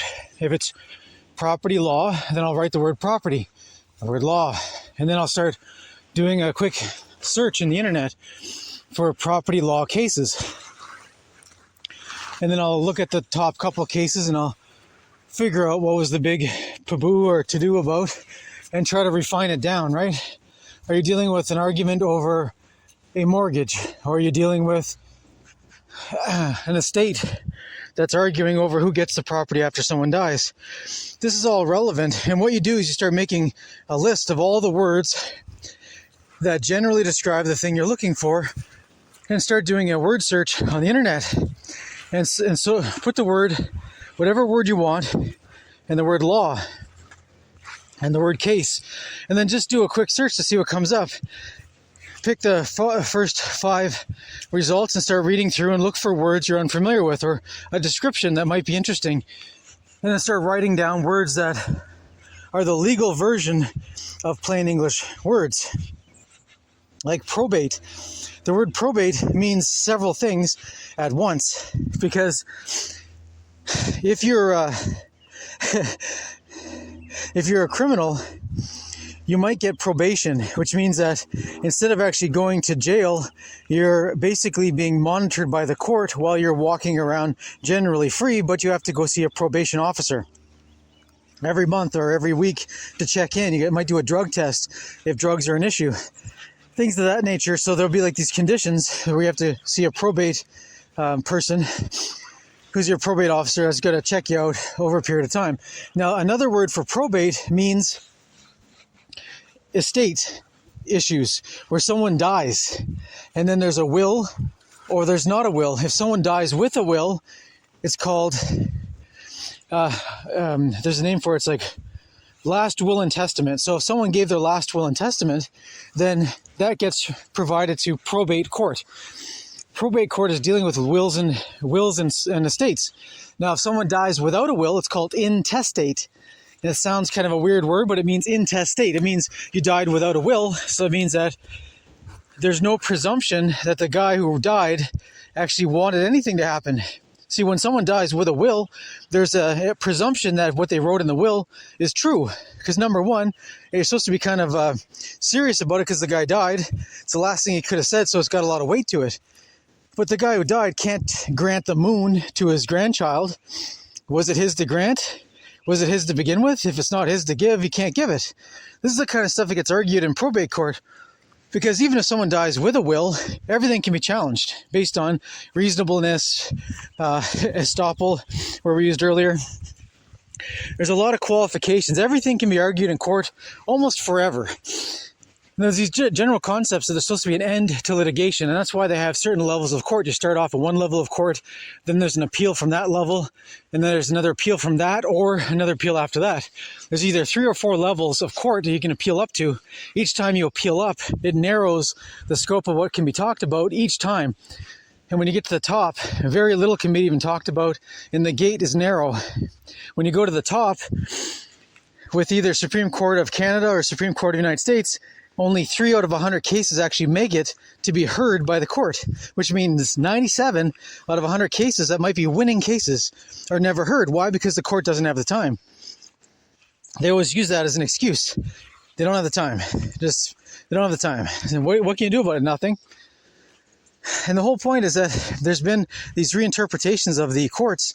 Supreme Court is not the Supreme Court because it's the biggest and best and most awesomest. It's just that's the last in the line. It's the highest you can go before it stops. And there's finality to the litigation. And the real principle of law is that when you, in your case, go to Supreme Court, that's the end of the line for you. But over the years, people who are dishonest have claimed that every Supreme Court ruling matters to everybody, whatever jurisdiction you're in, and it's not true. It only matters to the people who are in front of the judge at the time. That's all that's actually being litigated. But because we're dealing with a dishonest system that is a control structure, they lie and say, no, that Supreme Court case actually applies to everybody. And then who's going to say otherwise? Everyone who's in a position to say otherwise, they're all in on the take. They're part of the system. And they must play along to get paid, or they lose everything. So anyways, when I'm researching a case, like I said, I'll be writing down all the words that are the plain English words I'm thinking of. Then I'll find the legal words. And then I'll get to a point where I'll have a page full of words, and then that'll be the general context of what I'm trying to find. And I'll narrow it down to basically 5 words that really matter. And then I'll go over to, so you do a general like Google or word search, whether you're using Yandex or Google or whatever. There's different assistants now you can use, like a chat law and different things you can use. I've never used those. I'm trying to avoid using AI as much as possible. But Google, when you're using Google, they have the first return on the search is called Gemini. Gemini is Google's version of AI, and they give you a summation of the websites that are most relevant to your key search. And sometimes it has the answers for what you're looking for, and they'll give you the keywords you need. Then you have to move over to another legal-based website. Now, if you're, depending on your jurisdiction, there's websites like, I think LexisNexis, and then there's Canlii, CANLII. .ca and .com, and there's all these different legal websites where you can actually search case law. This is where the gold happens, right? Because once you have your general word search of what you're trying to find, you go to a legal website and you pick the jurisdiction. So whatever state or province or area you're in, search that particular geography. Why? Because the cases that are going to come up are going to be relevant to where you are. So all the statutes and acts are all going to be relevant to the specific jurisdiction you're at. So it's going to be easy for you to actually apply the same rules. Often it goes upwards, as in they'll quote Supreme Court cases when they're dealing with general principles of law and general rules and general tests and stuff like that. But generally, it's most important for you to actually have the stuff that's relevant to your local area. See, like most places have what's called a statute of frauds. The statute of frauds is basically the same all across the place. Statute of frauds basically means that you cannot be held to a contract that does not exist in physical reality with your signature on it. So someone can't just walk up and say, hey, that guy told me he was going to give me $100,000 and I'm going to sue him to get my $100,000. The court will say, like, well, is there a contract with signatures by everybody involved? Does the contract actually state what's involved? What's the valuable consideration? What are you getting paid $100,000 for? What's the consideration? What's back and forth, right? These are all things that are basically in the statute of frauds to make sure that you're not held against, you can't have magical contracts that are imaginary held against you. So anyways, the statute of frauds is like the same, no matter what jurisdiction you're in. It's just whatever the local areas maybe have minor differences. Point is that if you're actually doing a search in the geography where you are, you're going to get better case law that's going to be more relevant to your location. And then there might be stuff that goes up the line as far as case law when it's a higher level. So if you're at the starting level, and then you have a quote from a court of appeals at the next level up that has more weight than a court on the same level you're at. And then the higher up you go, the more weight it has, and the more difficult it is for the judge to actually get around the case law you're presenting if you're presenting authorities from way up from Supreme Court down. Maybe I'll explain that in this podcast, explaining the case law juggling. But anyways, this is how I do research. I'll actually search in these websites by geography. So I'm generally in the geography I'm at. I'm searching the word terms that I'm looking for that are for case law that a judge ruled regarding that matter. And when you do these keyword searches, it'll come up with all these cases. And sometimes it'll be a case that'll be quoted. It'll actually tell you it's been quoted like 50 times or 100 times. Usually that's the big one that everyone quotes. Sometimes you get the more niche stuff where it's only quoted once or twice or never. But yet there's gold there. You have to spend the time and energy to look. And you got to decide, are you going to spend an hour, 2 hours, 3 hours, 5 hours? I mean, it would be a real shame if you actually spent 4 hours and you're 5 minutes short from finding that winning case that's going to win it for you, right? You've got to decide what your investment is in time to be able to get the rewards. It's a gamble. Searching for this stuff is a gamble. And you need to be able to learn how to speed read, to be able to move through the stuff, to be able to know what you're reading, to be able to comprehend it, and recognize something that's valuable when you find it, and then take note of it, as in copy and paste. Copy the citation of where you got it from. I have on my laptops or even my cell phone, I have notes where I'm just copying citation and putting it down. I'm cataloging it for stuff that I found that could be useful later on. It might be just something totally random that seems like it's useful, and I might be able to use it later on, and I do. Because there's a lot of things happen in life. Anyways, the point is that you find quotes that actually give you the legal tests to assert a claim. Usually it'll be a 3-part test. They'll explain you need this, this, and this, and if you have all these things in your favor, then you should win that particular argument. Sometimes if you're lacking the 3, it doesn't matter, you can still win. Other times they say you have to have all 3 or you're going to lose the argument. This is the kind of stuff you got to learn, is you have to find out what are the legal tests to prove your claim, how can you actually win this thing, and do you have what it takes to win? All of this needs to be going in advance before you actually show up in court and be eviscerated by a lawyer or whoever's on the other side who actually knows all this stuff. And if you don't, they'll just baffle you with nonsense. They can say stuff to you, you have no idea. The judge is going to look at you and say, like, what are you going to say in response? The whole thing is kind of interesting. Anyways, this is how I do the research, and I spend the time it takes to actually get a legal brief of basically how I'd win the case. And what you want to do is you want to have, once you did all this research, whether it's 5 hours or an hour, you want to write a 1-page explanation of why you think you win the case. Then you distill it down to 1 paragraph, and then you distill that down to 1 line. If you can't figure out in 1 line why you should win this case, then you probably didn't figure out what you needed to win the case. This is how it works. If you can, the sign of an expert is someone who can take complex material and simplify it down to its simplest form. So if you can take a complex idea, distill it down to 1 page, then take that 1 page, distill it down to 1 paragraph, take that 1 paragraph and distill it down to 1 line, and with that line you have an oomph kind of winning idea, that usually means you're a winner. One thing that's important to understand is when you get into court, usually if you're ProSe litigant, you're against another person who's represented by a lawyer. And the problem is there's all kinds of unfair things going on, and you can prepare, and you have to prepare 10 times more than a lawyer because lawyers get all kinds of passes. If you actually spend time in court, you'll see I've seen crazy things where there's two lawyers in court and no one's there. Their clients are not there. It's just two lawyers at opposite sides who are supposed to be arguing something. And one lawyer totally screws up. The other lawyer helps him unscrew himself. And then the judge helps unscrew it even further. And all three together all violated the rules of court and violated fair procedure. And just the whole thing is now appealable. Except the problem is the guys who are being represented on either side were not there to even notice. And this happens all the time. I've seen it so many times where there's lawyers who are just unprepared, have no idea, and then the judge is helping them, the other lawyer's helping them, everyone's moving together, they're pulling out paperwork for each other, they're doing searches on their phones for references to the case. I've seen crazy things happen in court that are astounding, and they don't care that I'm in the back watching them because I'm nobody to them, and nothing's going to happen. They're so used to getting away with this that it's the familiarity breeds contempt, and that's what generally goes on. So this is why I recommend spend some time in criminal court, spend some time in civil court, in appeals court, and traffic court. I mean, a family court, that's heartbreaking, but you can just watch the craziness go on, and it'll just get you. You'll learn the language better. You'll learn the procedures better. You'll learn the body language, the demeanor. You'll see a winner coming a mile away. You'll see the lawyer that's paid $500 an hour lawyer walk in with his $5,000 suit and his $1,000 pair of shoes, and he's slick, and everyone's like, oh, can I have a contact card? Yeah, can I have a business card? And they're all like worshiping this guy. Why?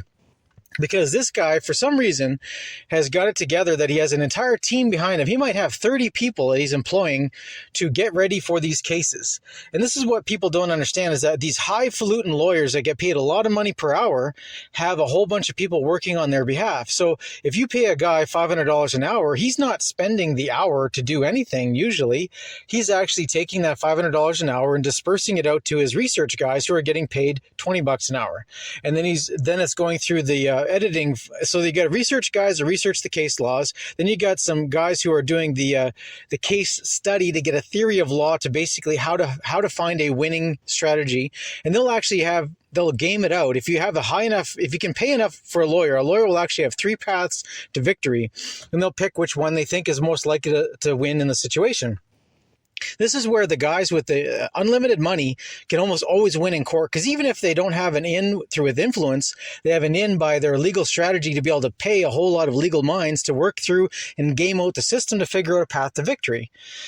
And they actually know how to do it. This is how it works. That's why if you have lots of money, you can win all kinds of things in court. And someone who has no money, it just gets defeated all the time because they have no idea. They have no idea. It's how it works. But if you're going to go into court and you're going to lose anyways, why not get an education and you're actually investing your time and energy and you intellectually know what happened?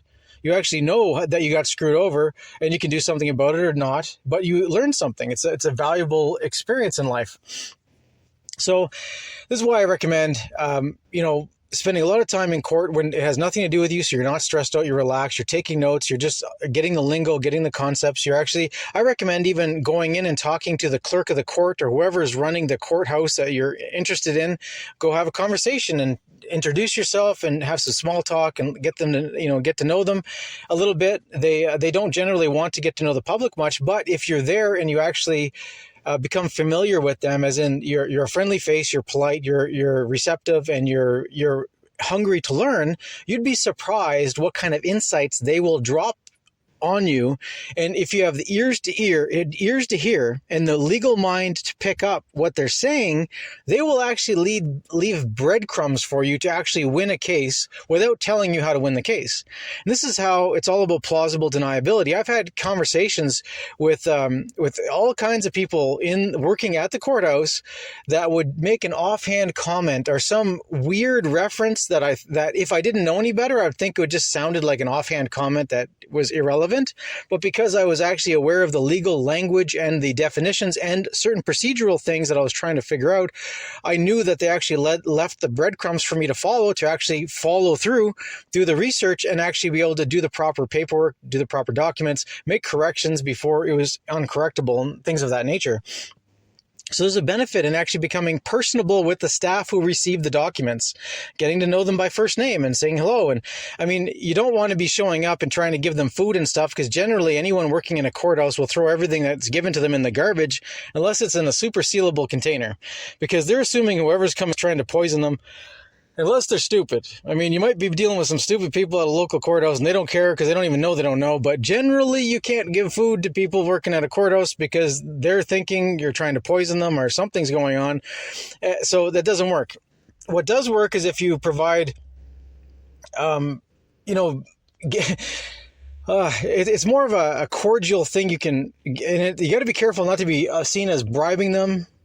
Or, because even though you don't intend to be bribing anything, you might just be intending to show your goodwill or, a thank you for something or other. If you're thanking them for something, it means they gave you something, and then it becomes a problem. So there's all this dance going on, this complex palace intrigue going on in the courthouse. So the whole building known as the courthouse has a lot of palace intrigue going on, where there's a pecking order. There's people who've been there for years who are trying to get promoted. There's other people who are new who are trying to get promoted, but they're trying to get past the guys who've been there as a sandbag for 10 years who do nothing except not get fired. So there's a lot of palace intrigue going on at these courthouses, and you got to learn who you can talk to and who not to talk to, because sometimes there's people that will just screw you over because it's interesting for them, because they're so bored out of their mind doing the same job for 10 years that it might be interesting to them to just see you sweat for a while, stressed out over something. So this is what I'm saying, is that you can approach each person, just everyone you approach who works at the courthouse, you've got to think of it as palace intrigue. You've got to understand they might be someone who you got to look at them as a neutral, respectable potential ally that could give you information that might be valuable to you.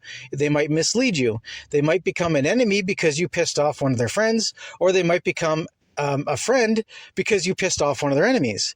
This is the things that I've seen over the years of actually working through this process.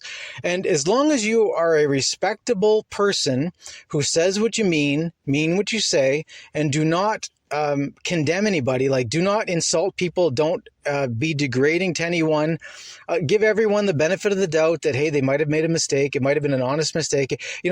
In cordial conversation, just be friendly. And what ends up happening is that you will actually build relationships that will build over time. Like you start off just an introduction. Next time there's a few more words. Next time there's a few more words again. And over time, you can actually have good chemistry with people. And this is what I've found, is that you can have good chemistry with someone and they'll be like, you're like friends right away. There's other people that you have like bad chemistry. They're like enemies right away. And there's no reason for it yet, unless you just don't know why they hate you. Maybe something happened in the past you don't even remember. I mean, there's people that I met, and it was years later I met them again, and they're trying to remind me that I met them and I couldn't remember. So like it happens sometimes that there's this long-standing beefs that get pulled up, and you never know. So the point is that there's a soft power to working through the network of people who are at the courthouse. These are people who can be allies, who can help your cause. And if you are honestly sincere about learning to do the best you can and want for yourself to gain knowledge, often they're happy to share what they know, as long as they can get away with sharing it without tripping some wire somewhere. So they always have to have plausible deniability that they just said something and they're not favoring you. They're not, they don't have the appearance of bias against you or for you. This is where it gets complicated. But if you come in with an open mind, an open heart, and honestly wanting to learn with a bright eye, you're bright-eyed and bushy-tailed and you want to learn these things, there's guys there that have been doing this for years and they're happy to tell you what they know, because they know a lot. They've been doing it forever. And if they can actually tell you how to do something very straightforwardly, and you listen and you do what they say, they'll come back and they'll do it again. That's how you build these relationships over time. So the concept of courting the court, right? This is where it's really important to be respectable and respectful. And the way I see this is as it's a neutral respect. When you meet somebody, you don't pretend you respect them when you don't, and you don't demean them as if you disrespect them when you have no idea who they are. The idea is to be neutral in your respect and allow everyone to build their relationships with you in a unique way. There's people who will do things that will cause you to completely hate them. And they will deserve that. There's people who will endear themselves to you because of their actions where they will help you. Well, even if it's no direct benefit that you can see to them, they'll still help you for whatever reason. There's an opportunity to create real networks with real people who are looking for connections. This is the thing. Authenticity is important. And when you're dealing with people, whether it's in the courthouse or on the street or wherever, always be thinking about, for me, I always think, would I say, if I'm going to talk about someone, generally I don't talk about people, but if I do, I generally would say only what I would say about the person, what I would say in front of their face. So I imagine if I'm talking to Bob, and me and Bob are talking about Tom, I would only tell Bob what I would say to Bob if Tom was right in front of me. This is a good measuring stick about how to reduce the blowback from saying things that are inappropriate. If you're saying things to someone about someone else, and you would have said the same thing if all three of you are in the same room together, then it's likely you're on a neutral path because you're only going to be neutral or complimentary. That's how it's going to be. You're not likely to be insulting someone if they're right in front of you, especially if you're a man and they're a man, because you're likely to get punched in the face. So this is a good qualifier. If you're going to be talking about somebody, first of all, don't be betraying anyone's trust. Only say, relate information that's publicly known or want it to be relayed publicly. You have to be very careful about that. That's why generally I don't talk about other people. I only talk about me, things that I've seen that don't affect anyone else. This is just part of my policy of what I'm endeavoring to do. I'm not always perfect about it. I make mistakes like everyone else. This is part of being human. You have to have a target you're aiming for to even know if you missed. So when you actually build up these relationships with the court staff and even the sheriffs or the security for the place, you get to be friendly with them. They get to know you and they give you extra leeway. They don't hassle you as much. They see you're not a threat. So they don't give you the hard, 1,000-yard stare and all that stuff. Depending on which court you're going to. Some are high security where they, like I said, they've got the metal detectors and these metal wands. They pat you down. They go through all your stuff. Make sure you don't have anything that could be a weapon. Anyway, you want to be friendly with these people because you never know how it'll pay back in dividends. I mean, someone who you're neutral with for months might have a day where they're upset about something and they're venting about their upsetness that has nothing to do with you, but they look at you and there you are, and they have an opportunity to help you do something and you don't know why, but they're just going to lay down some information that's very valuable to you. And if you're not ready to receive it, if you have not built up a cordial relationship in advance, they might say nothing. But if they know they can rely on talking to you, and you not talking to everyone else or bragging and blabbing and sharing confidential information, they might actually pull you aside and give you a little word in confidence. Some inside baseball of what's going on that can help your cause. So it's invaluable to get to know the people in the courthouse. A courthouse is just a building. If there's no one in it, it's just an empty building and it's no use to us or anybody. The only use that it is when it's filled with people. The judges are people. The lawyers are people. The court staff are people. The sheriffs, security, the bailiffs. These are all people that are putting in their time, and they've got their own personal lives going on, so you have to be aware that they might have their own issues going on. And if they're upset or appear to be upset, it may have nothing to do with you directly. They just might be going through a personal crisis. They don't mean to be mean to you, but they are. Just remember, don't forget it, because if they have a pattern of conduct where they're constantly being mean to you, well, put them in the category of the mean person. Not much you can do about it. Not going to correct their behavior. Start making complaints and it gets worse, generally, but you never know. There's a really great book I recommend reading called The Doctrine of the lesser magistrates. Now, doctrine of the lesser magistrates is all about the power of people through government from top to bottom. And the middlemen are the ones who actually have the most power and are the most underappreciated, because not much is expected of them, but they have a lot of power. And they can make things go in your favor. And this is what's so interesting. When you actually apply the concepts of the doctrine of the lesser magistrate to courtrooms, you realize that you're pleading with a man or a woman. And they might have their personal issues. They might have their personal biases. They might like you or dislike you for nothing to do with you. They just don't like your look. Or they like your look. You never know. But you have an opportunity to use your words to charm them, to convince them of your just cause. And it's up to you to work through their personal biases so that they get over any negative bias they have against you, or they get over some preconcept that they think about the case before it even began.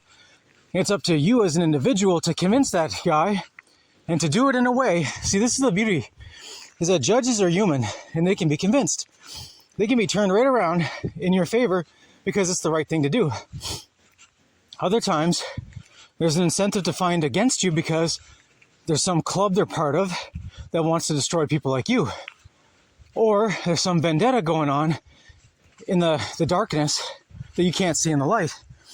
So there might be favors being called to rule against you. And the judge might have to rule against you, but he'll rule against you if you're able to charm him and convince him that your cause is just.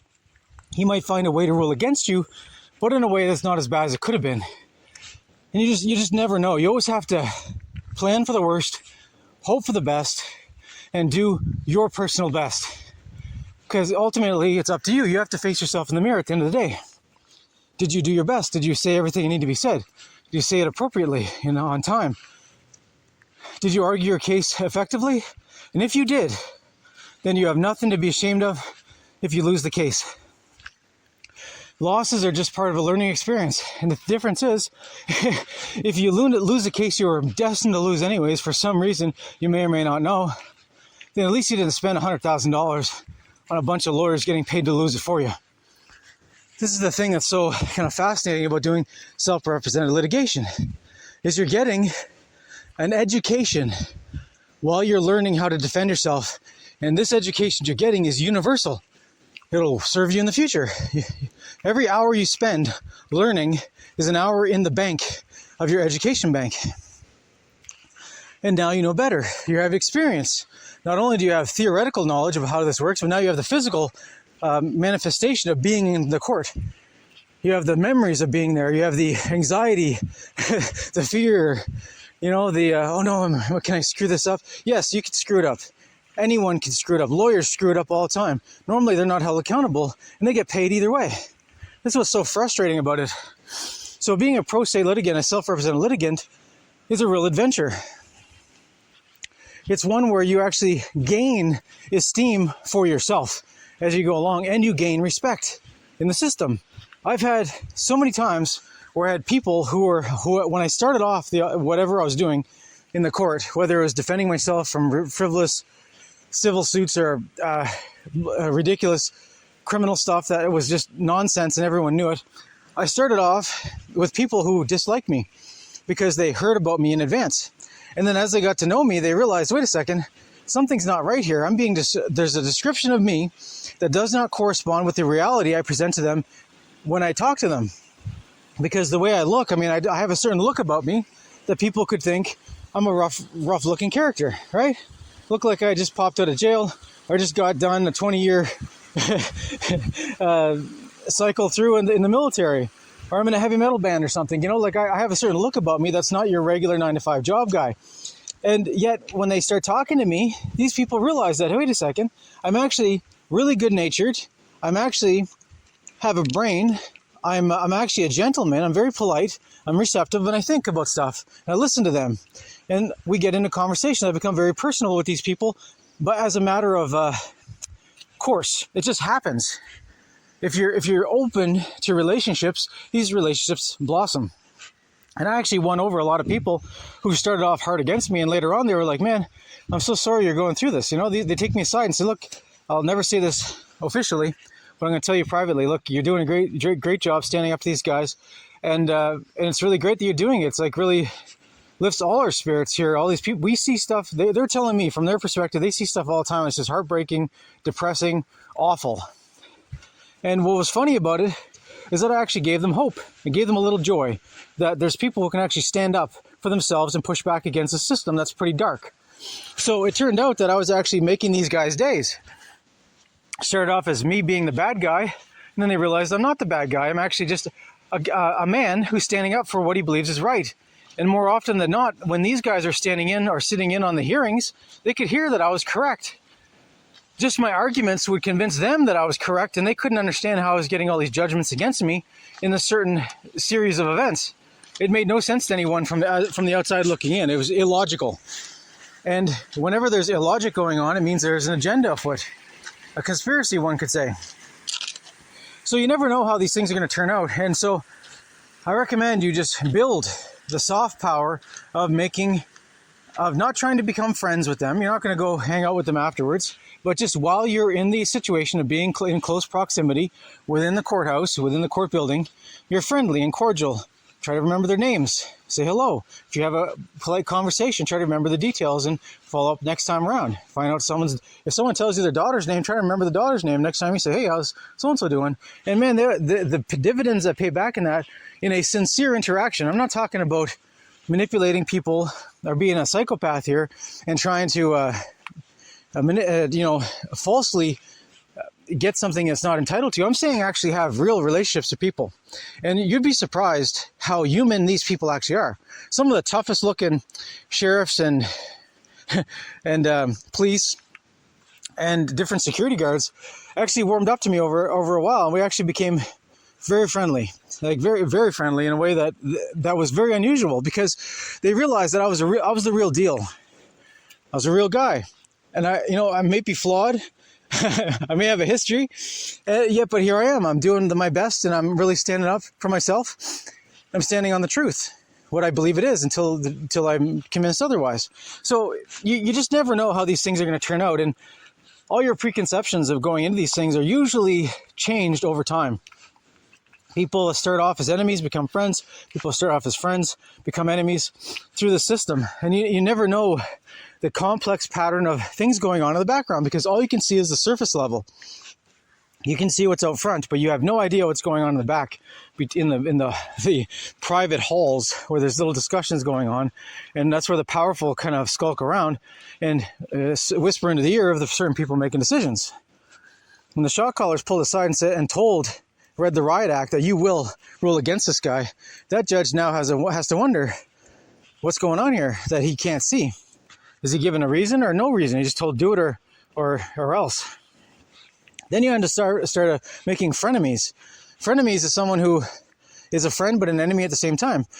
So you might have a hostile judge, and this comes back to the doctrine of the lesser magistrates. You might have a judge who's hostile to you because he has to be to maintain his secret relationships in the local Freemason lodge or whatever other organization he's part of. But he can be gentle on you in the way he comes around it, that he basically gets the decision they're looking for, but does it in a way that harms you as little as possible, or gives you an avenue to basically come back and turn the thing around in front of someone else who may not be under the thumb of whoever. I've seen this happen where you'll have one totally hostile judge that'll basically exit from the case for some weird reason, and then you get the next judge, and then you seem to have a fair shake at it. So what happened, right? Was the first judge someone who had leverage on them, and they did not want to be part of screwing you over, and they basically found a way to exit without being obvious that they're exiting on purpose, and then someone who's not under the thumb of the other people now has an opportunity to hear the case. Like, there's all kinds of things going on that you just don't know, and you don't know what you don't know, and you just have to do your best. And this is what I'm saying repeatedly. Making relationships is really great. Getting to know people is really great. You never know where it'll come back in a beneficial way. I've made relationships with people that were in the courthouse, in the part of the palace, of the court, through all their palace intrigue stuff. And then later on, I met them like years later, months later, in regular circumstances, and they came over and were very cordial and friendly, and they actually were very familiar with me because we actually spent like hours talking at that point, and I became like just a regular guy that was kind of known to them. And it was so funny because I'd be introduced to people in a way that was unusual, because did I know this person? Not in the outside world, but when we actually met in the outside world, I was so familiar with them, and they were so familiar with me that they knew they could trust me to bring me into their little circle. So I'd be introduced to a little circle of friends and whoever. It's a really fascinating dynamic that I never expected, but it happens, right? As long as you act honorably and consistently, you do not betray people's trust. You do not snitch on people. You basically maintain your confidence so that if someone tells you something is confidential, you maintain that. You always be careful about your interactions so that you're never insulting people. You never say things behind someone's back that you would not say to face. And you always have to be careful, because you might say something to an individual that you would say in front of the other person's face, but the person you told it to won't remember it correctly. So you have to be very careful. You might have said something totally neutral, but by the time it went through three people's ears, like a game of telephone, it sounds awful. Then it becomes a contentious issue. Did you say something? Yes. Did you say this thing? No. Well, they say you did and you didn't. You say you didn't, and it becomes a problem. So you have to be always very careful about that's why I generally don't talk about other people, because there's very little benefit to talking about other people. It's all downside. It's very not likely to be beneficial in any way. If you're talking to someone, talk to them. If you're talking to someone else, talk to them, and don't talk about the other guy, right? It's simple. Anyway, I'm going to wrap up. There's a lot of stuff I can say on the self-represented litigant stuff that is about research and case law and putting documents together. But this podcast is going to get too long, so this is going to be it for my first part, I think. Otherwise, I'm just going to start adding too much stuff, and it's going to get into like a 10-hour podcast that no one's going to listen to, because they're going to assume you can't jump in the middle of it. So I'm going to wrap it up there for today. We will close with a prayer. God, please move the hearts of the listeners. Move them in the spirit as only you can, to be better, choose more, and be examples of what you intend your children to be. Remind us in ways that only you can that we are the children of God. We have free will. We are co-creators of this beautiful world that you gifted to us, and we will have abundance if we but choose to, and act to manifest it. God, give them a vision of how they can fulfill their destiny as individuals here and now.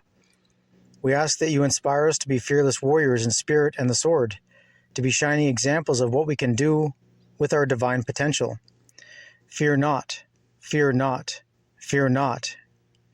We ask that we manifest unwavering courage, the conviction and the heart to live a life worth living, and to do our part to manifest a godly realm, full of peace and love and abundance, here and now. We claim our space as holy. In the name of Jesus Christ, we put on the armor of God and we pick up the sword of the Spirit. We will act to expand the kingdom. We will manifest goodness in this world. We say these things in Jesus' name. Amen. All right, I'm trying to keep this podcast down in length so it doesn't become too overwhelming. Some people just look at the length of a podcast and think it's just too overwhelming to even start listening to. So I'm trying to keep it down around an hour. And as you see through my podcast list, I tend to go over an hour real easy because there's a lot to talk about, and trying to hammer down the nuances to actually explain things in a way for someone to really understand takes time and energy and effort, because you can't just jump into it. You've got to lay a foundation and then build on that foundation with the next layer and build on the next layer with the next layer after that. Then you get to a point where you can actually kind of lay in the nuance. But if you don't actually have the foundation, there's no nuance to be understood, because you're lacking the language, the concepts, and the direction that was necessary to absorb the information in the first place. So doing my best to trying to teach what I know.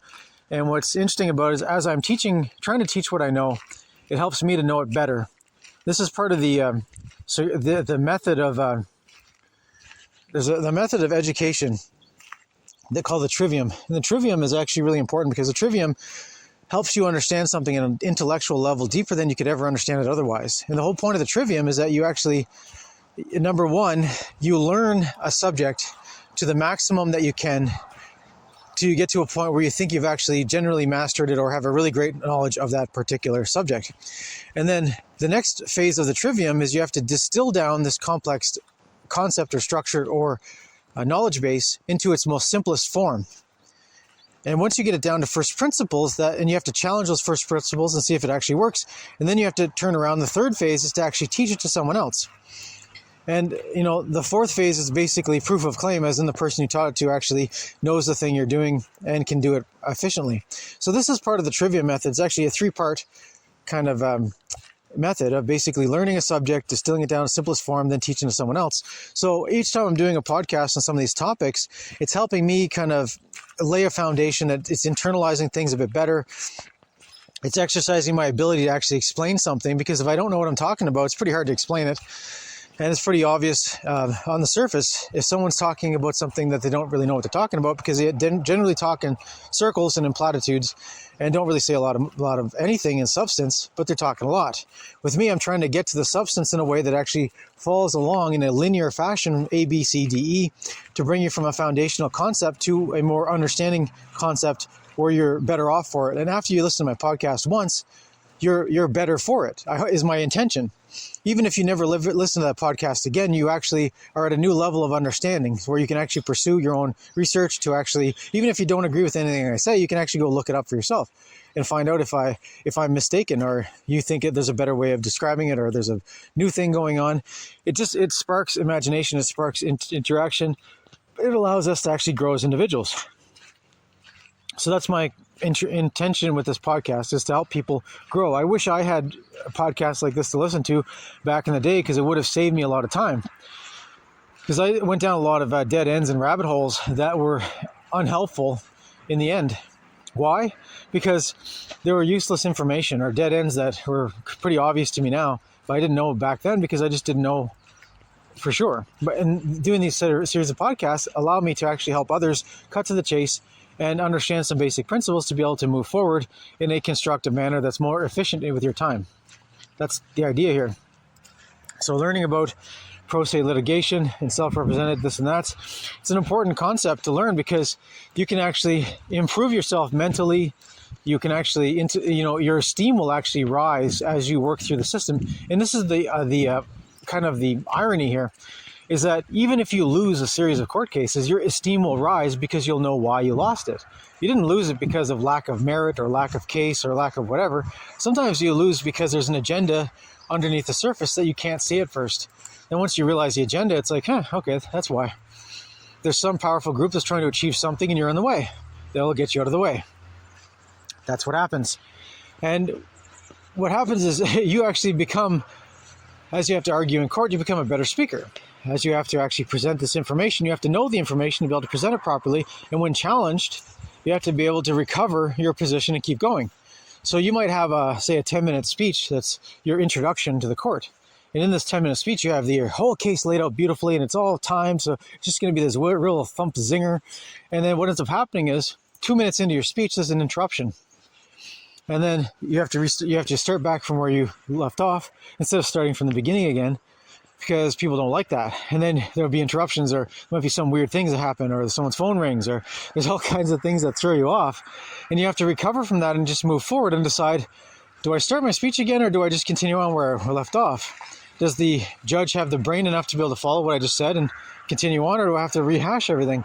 And you got to appreciate that most of these judges, there used to be that judges were merit-based hires. These are people who are actually hired by their ability, their intellect. When I've read some of these judgments by certain judges, it's just beautifully written.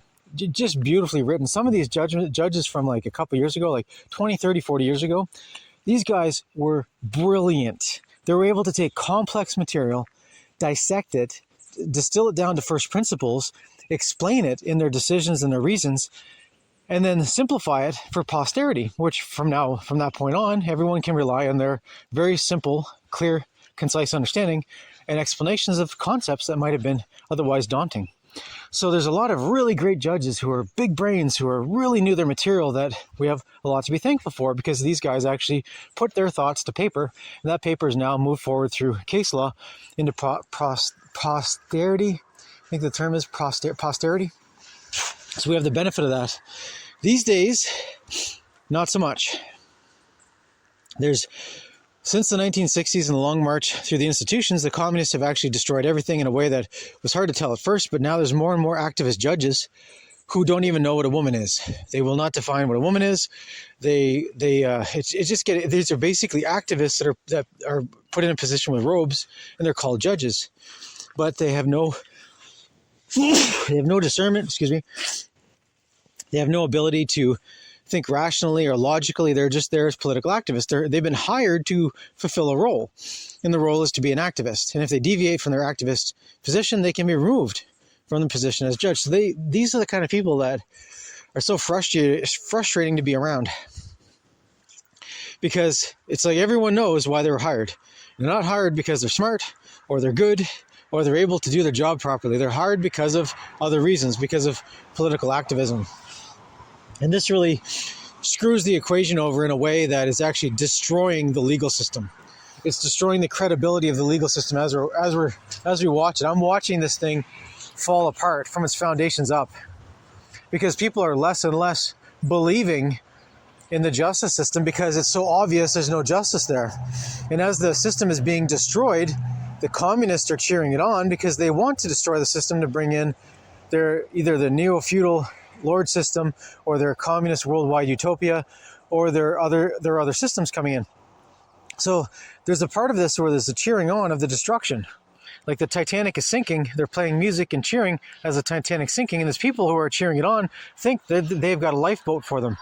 They don't realize they've been deceived. Anyways, without getting sidetracked on that, the point is that the system as we knew it, I've watched it change over the last few years, where it went from a system where people generally believed in the courts, they believed in the austerity, in the respectability, they believed that this foundational principle was important, and it was actually proved to be true many times over.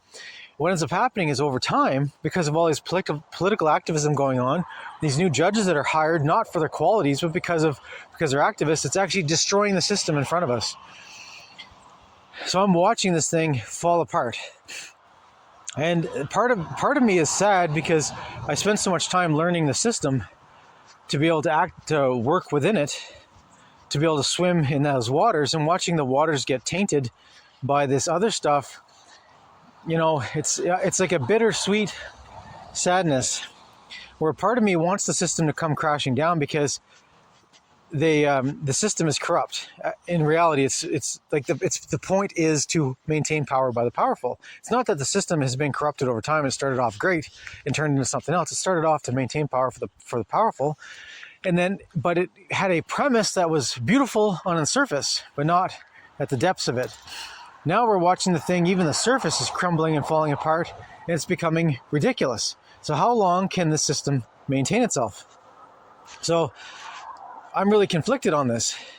I'm happy to see it go, because I'd rather an actual just system where all the promises we've been made about what the justice system should be, it'd be great if that actually existed somewhere, but it does not. We can create it if we have the courage to create it.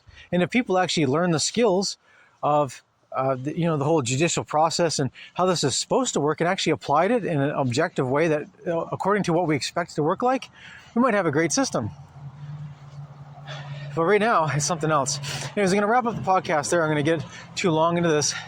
I tried to add a lot of information that I think is important, foundational stuff to be able to consider, whether you want to be ProSe litigant or not. If I get much feedback on this and people want to hear more, then I'll start making a whole series of podcasts on ProSe litigation, because it's important to learn if you want to go down this path, and there's very few resources out there for people who want to do it. I'm going to wrap it up there. Otherwise, I'll keep adding stuff to it. Thanks for listening. That's all for now. God bless.